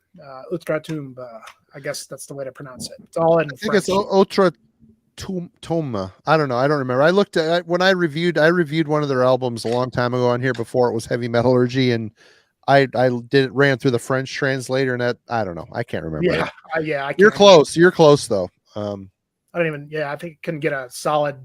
Yeah, but good stuff, man. I mean, just if you're into that style of things, I mean, so many bands doing this kind of shit. Dime a dozen, but so you got to weed through the ones that actually can write good songs and really just keep you engaged. So that bears the question. You bring up a good point there. Like that band, for instance. Yeah, the one I reviewed is very much left-hand path era worship. I mean, how much longevity do these bands have? I mean, really, if you put out 4 records that sound like left-hand path, Entombed didn't even do that.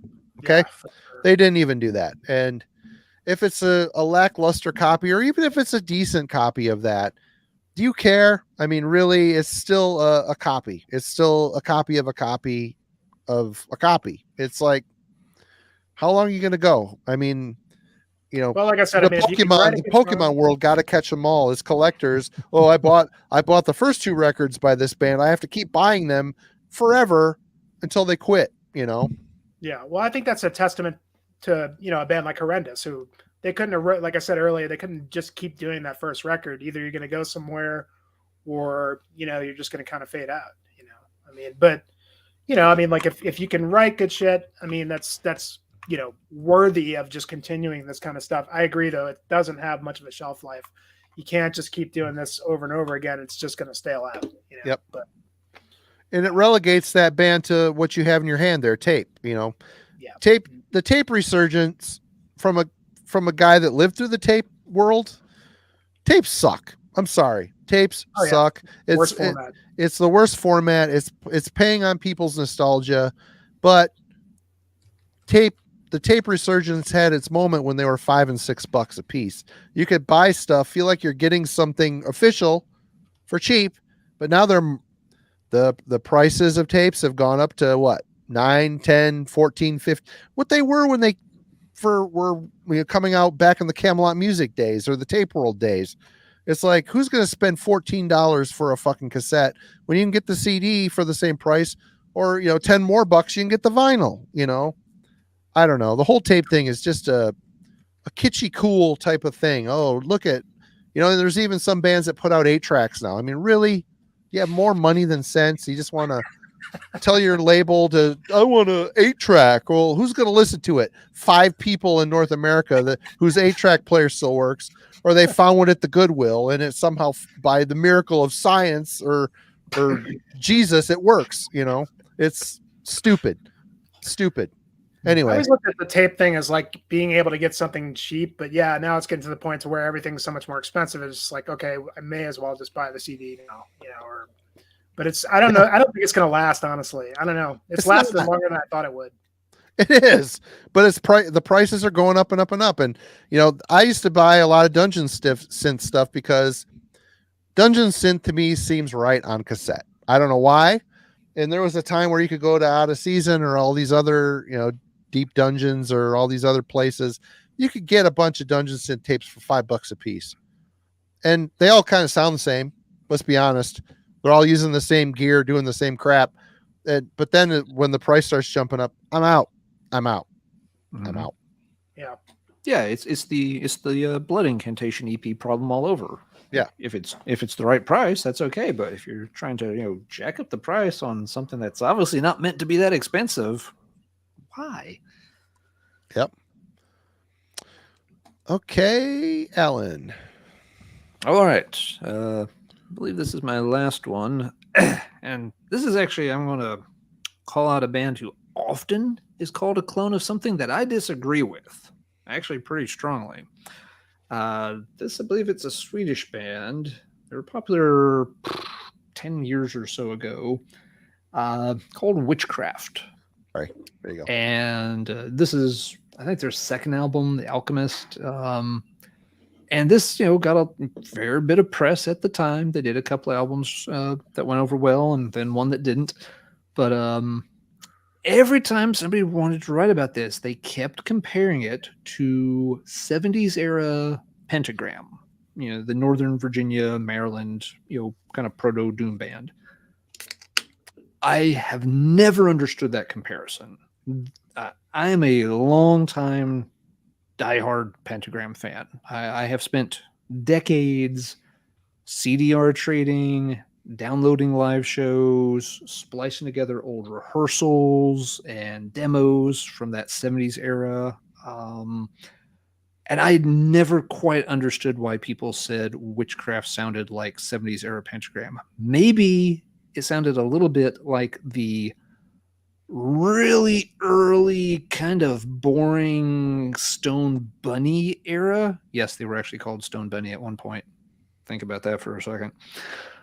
Maybe it sounded a little bit like the worst kind of material that they tinkered with a little bit, but this never to me had any of the magic of 70s Pentagram in their prime. The band that should be compared more to Pentagram is a newer band, and it is Beastmaker. Now this is what older Pentagram sounds like, and these guys go maybe for a little, it's a little bit of the 70s Pentagram straying into the 80s death row era Pentagram when Victor Griffith and Bobby Lieblinket got together. It's no frills, doom metal, good heavy thud to it. This you can listen to me like, yeah, okay, that's a passable, decent Pentagram clone. It's not going to challenge the classic albums by that band, but it's not bad in a pinch. Pentagram has been a mess for a long time, and yes, Bobby's problems, you could make a movie about them. In fact, somebody did. The guy cannot ever get his act together for very long, which is a shame. But yeah, so it's okay that other bands, kind of pick up that particular style and try to do it, because you don't get a whole lot of quality pentagram material these days. But some of the other bands that have gotten compared to them, like Witchcraft were okay at what they did. I just didn't get the connection. And being familiar with that material, I'm just like, I'm sorry, it's a real stretch. Yes, Witchcraft was going through for a throwback 70s sound.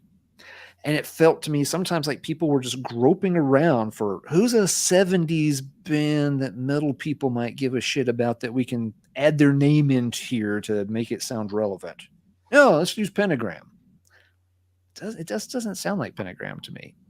And of course, Witchcraft eventually would put out an album called Black Metal, which was 20 minutes long.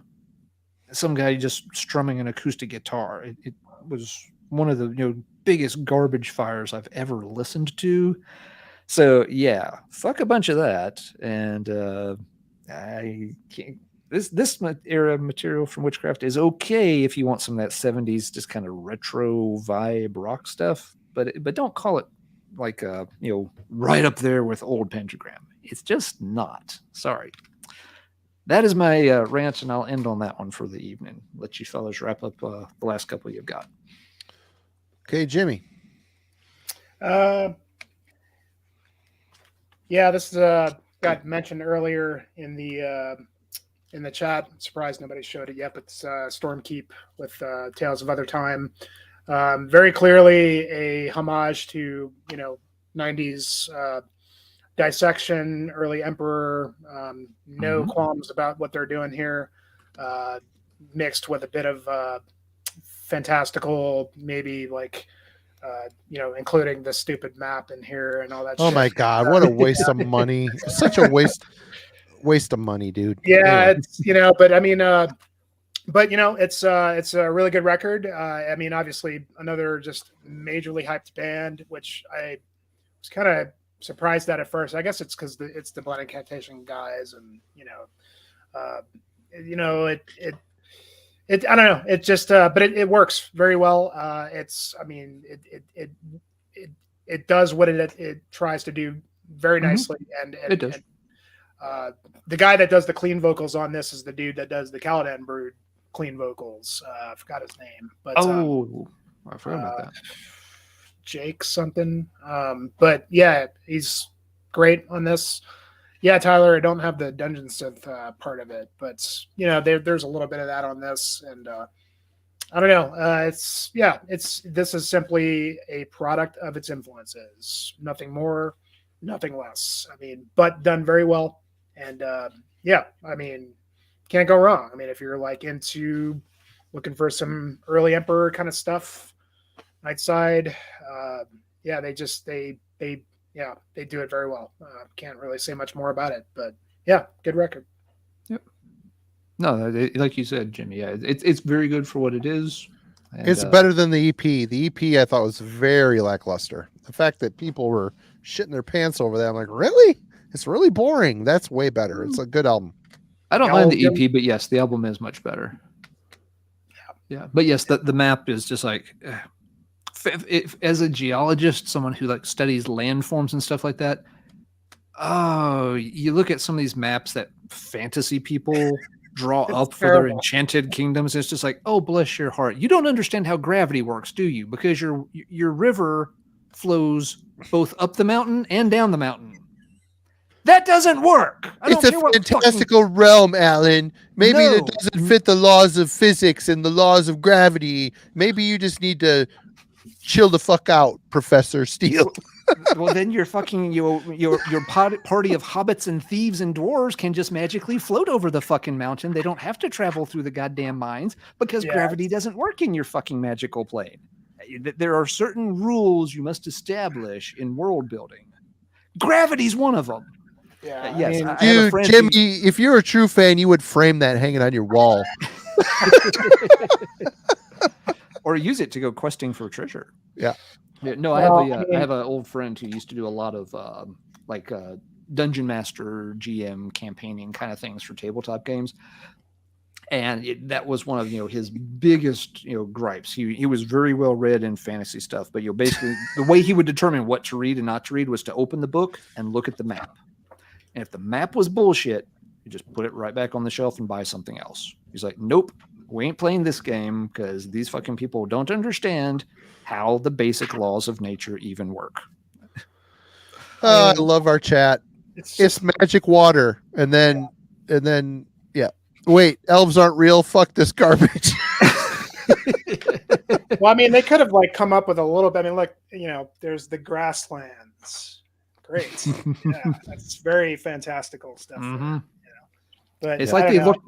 It's like they looked at one of Tolkien's maps for about 5 minutes and then tried to just scribble it down from memory. It's a bit rough. Well, they should have just kept it I don't know. Because they called it the Alda Chronicles Book 1. It's like, is anybody really going to give a shit about that? It's people can geek, it's an extra little dimension. People can geek out too if they want. Yeah, I mean, it's kind of cool, but I just wonder if they were really serious about it, or if it was really just supposed to be, tongue in cheek. Like, we're not really serious about this. It's just, I don't know. It's a good record, but it's just. Rivers filled with crystal Pepsi.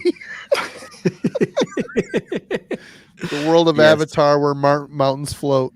Bill wanted to run a campaign at one point in one of those worlds for an April Fool's thing where the whole party of you get your hero party together and they go out to the river to cross it, and there's a wizard just sitting there pointing his wand at the water as hard as he can, and the whole river's flowing backwards, and they'll probably be like, what are you doing? He's just like, someone has to make this bullshit work. That was the old man's entire existence, was just sitting there forcing the water to flow uphill. Oh, this is a good one, Tom. Why is there a marsh next to a desert? I'm fucking out forever. Exactly. All right, Alan, you're out. You're done. I am done. Well, I will dig up one more here if you'll give me 1 minute, because I did think of something earlier that but I'll have to. It's a digital copy, so. A lot of those, and it's something I'm noticing tonight too. While I like some of these, they're not necessarily ones I've held on to long term. That's the bane of the clone existence. You're always going to be second fiddle. You just are. Yeah, there's very few times tonight we've said this one actually lives up to or maybe surpasses the original. We've said it a few times, but not often. This Ilkandra is way better than Storm of the Light's Bane. Yeah, that no one's ever going to say that unless they want to get punched in the mouth. Yeah. Witchcraft totally nails that 70s pentagram sound. Motherfucker. Pentagram who? Yeah. Here's one we'll wrap up with. This is a band I should have loved, and they just sounded too much like Candlemass for me to ever get the hang of. It's Isolé. Good classic doom metal band. Everything about this should have worked. They sound good. The songs are pretty well written. The albums were well produced. They had a good vocalist. You go down the list of boxes, and I can't really fault them for anything except that they sound like Candlemass, but the boring Candlemass. And when you stop and think about that, if Candlemass had been boring, that would be a real bad thing. Death Magic Doom is Exhibit A of boring Candlemass. Death Magic Doom has a different problem than just being boring, but yeah, Isolé's trying to do everything that your classic Candlemass style of doom is trying to do, and yet somehow the parts do not fit together this time. And I tried for 3 albums with this band. Yeah, they've been around. They did several albums. I got ones. Well, this is okay. It was one of those. I was almost forcing myself to try to like it because I'm like, I know what you're trying to do, and I like what you're trying to do. That means I should like your album. And after I had 3 of them sitting here, and I realized, you know what? If I'm just being honest, I wouldn't give any of these albums more than a C.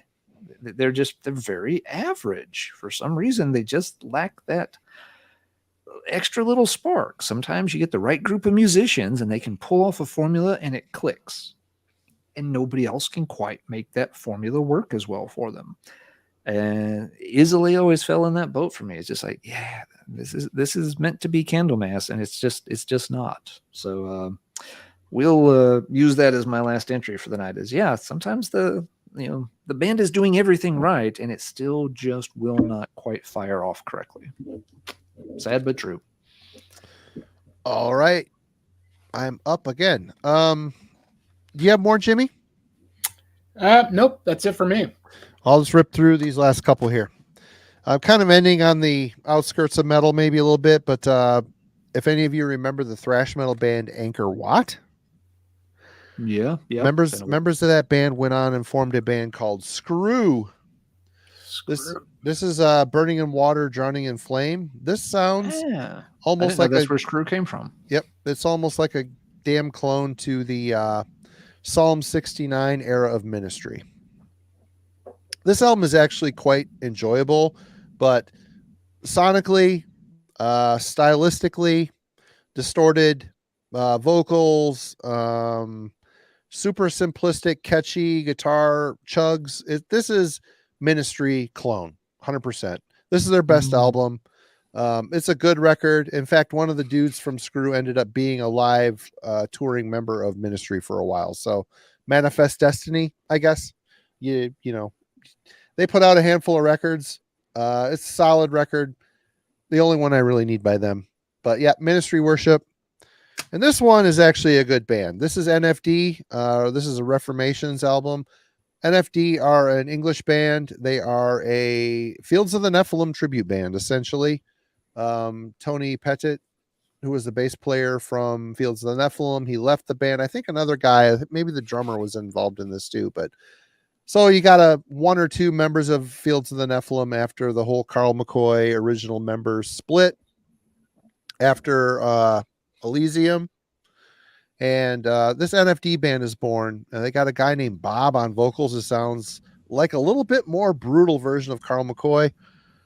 This band rules. I've got 4 or 5 of their records, and they're all really solid, ranging from straight up Fields worship to they get a little more commercial at times, but for the most part, it's dark, dreary, gothic, spaghetti western / metal conglomeration of stuff. It's good. I like them. They're a good band. They're way more prolific than Fields of the Nephilim at this point. I think they got a new record coming out next year. Oh, cool. And I got one more here, metal. I grabbed this. Is this a complete total clone? No, but Death Hammer. This is the Forever Ripping Fast. I think the demo on vinyl, but all their stuff is like turbocharged destruction with a little bit of a black metal flourish at the end. So are they a complete clone? No, but these guys rule. I've got all their records. They're all really good. They all have really stupid covers, except for maybe 1 or 2 of them. But it's just really good, turbocharged, German thrash inspired black and roll type stuff with a couple dudes from Norway. Solid band. Yeah, that's all I have. Cool. And I do want to end on one thing here. As we're going, I was writing down stuff. You know, the whole Hellhammer, Celtic Frost, we didn't touch on Apocalyptic Raid. We didn't touch on Warhammer. We didn't touch on Japan's Gallhammer, who are really, really, really average. England, you've got Hecate Enthroned, who are a Cradle, pretty much a note for note vocalist, even Cradle of Filth worshiping band, which I've seen some dudes in the UK show some of their records. They have a very strong fondness for them. It's the English guys are very into that stuff for sure. Heck, they went on for a long time too. Yeah, they did. Yeah. They changed, and a they bit did as do the went. style well. It wasn't a bad knockoff. It was just it was funny that once again it came out so fast on the heels of the original. And Rose Tattoo is another one I saw mentioned in the chat. You know, as far as AC/DC clones, I mean, Rose Tattoo are right there.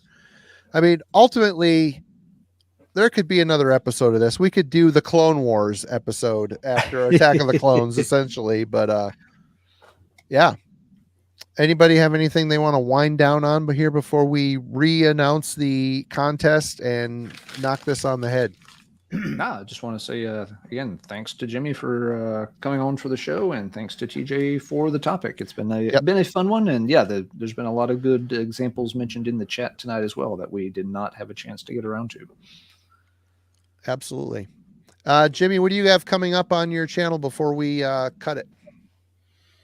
Yeah, I'm going out next weekend for my the big tarantula migration and dinosaur tracks video that I Ooh. hinted at the last time I was on your show. It's Marty and coming I'll up. come with you. I'll check out the dinosaur tracks, and Marty can play with the spiders. Yeah, I'm yeah. You're going cool with with that, right, Alan. Marty? I'm going with Alan, and I'll be a Sherpa to the dinosaur tracks. Dude, I've got a tent for you, man. Don't worry, I'll bring a couple in the tent for you. Just waiting to make your The- acquaintance. So I'm sure those tarantulas will be really great when one gets up your pant leg and bites you, and you're fucked. So, oh man, yeah, it should be cool though, man. It'll be something a little bit different, really out in the middle of nowhere, and just show the dinosaur track way. It's going to be a little bit of a different style video for me, but that's really all I've got planned. I don't know, man. Once we get into the winter months, I'm going to try and do a winter overnight again, and really just go sleep in ridiculous temperatures, which I failed at last year, so I want to try and make that work. But yeah, man, just trying to come up with cool stuff, and hopefully people enjoy it if you come watch it. So yeah, more to come for sure. well, Jimmy, you have a very unique, very cool. There's a couple other guys too that you do streams with that are all kind of in the same genre as you are. They all do really cool stuff, and it'd be good to see you guys do some more live streams as well down the road. I always write down a bunch of shit whenever you guys gather for sure. Oh yeah, those guys are a wealth of one of them is in here, Alaskan Burger. Yeah, Berg Tyler. Wander. I mean, the definitive, the end all, word on pig and black metal around the world is Tyler. So you'll learn a lot from him. Yeah, those guys, Sylvain Wandering, Russ. I mean, just a great neofolk guy. I mean, he does like these different seasonal sort of videos, like collages, and guy in Washington, and then Ryan down in California. Yeah, I mean, they're all great guys doing similar things and really big into metal, and just trying to bring like the hiking or just the nature aspect of things. Is just getting outside. And so yeah, go check all those guys out. And yeah, we'll definitely have some streams coming again too. Those guys like to get together and shoot the shit about that stuff. So, and one of these days I'm going to get all those guys together for a big fucking, like hiking excursion. It'll be like this crazy extravaganza kind of thing. You should go up to Alaska. That's exactly where we want to go. If you go watch Tyler's like most recent couple of videos, he really did some cool shit. They're cool. They're very cool. I've since the last stream you guys did, I subscribed to him, and it's been cool. Yeah. Alan, of course, is coming up on Tuesday as always. Let's Talk Metal. He does that channel. If you're not familiar, go check out Let's Talk Metal. He always pulls out some stuff that no one's ever heard of other than himself and Chromie and of course Aaron, the metal theologian. But before we jump, Alan, why don't you remind people about the contest we have for next week? Yes, absolutely. So there's a separate video on the Heavy Metallurgy channel that explains this in case you miss it here. But we are doing our first ever giveaway. We are giving away an original press copy of Panopticons and again Into the Light. Again, this is the first pressing on the blue and clear vinyl. The later pressings are on different variants. This is brand new with the CD, booklet, the whole 9 yards package. To enter the giveaway and win this for absolutely free, all you have to do are two things. Number one, you've got to be subscribed to the Heavy Metallurgy channel. So if you haven't done so yet, please hit the subscribe button. And number two, as soon as this video wraps up and is posted to YouTube, you just have to leave a comment on the video. Thanks to everybody in the live chat tonight. The live chat comments can't count. This would be a nightmare for us to go back through and try to document everybody who was here. So just come back, leave a comment after the fact. It can just be a quick note, thumbs up or whatever. One entry per person. Next Friday night at the start of episode 126, we will select one winner at random, and this record will ship free anywhere in the world. It's open to everyone to enter, try to win. Marty is also going to send you one of the new Heavy Metallurgy t-shirts with original artwork from Mark Riddick on it, which looks really, really sick. Right there it is. So you get, a great out-of-print pressing of Panopticon. It's a pretty pricey pressing to try to get on Discogs or something now. There's not many for sale, and they are not cheap. So if you Didn't get the first pressing. If you don't have a copy of the album at all yet, you can still buy it from the Bind Room store. But if you really, really want the first pressing, here's a chance for you to win it. Great record. Absolutely. It's a fantastic record. Panopticon's getting ready to drop their new record later this year. The Rhyme of Memory. It's coming out hopefully in November, barring any delays at the pre-order in for that. Yep, folks will be looking forward to that one. But you've got one more chance here to get a copy of what is currently their latest album, and it won't cost you a cent. All you have to do again is subscribe to the channel and leave a comment on this particular episode, episode 125. And next week, we'll pick a winner at random. Good luck. Wait till you all hear the new Panopticon record. It will blow your mind. There's some stuff on there. Some of his most cinematic, orchestrated stuff yet. It's great. Great stuff. Did he go in the synthwave direction and make a Tangerine Dream tribute? No, we're all good. Yeah. No, Okay. no synthwave, no Moog, no Tangerine Dream. No. But anyway, if you're new to the channel, welcome. It's good to have you. There's a lot for you to inspect. We've got reviews coming up. There'll be a review from Simon on Monday.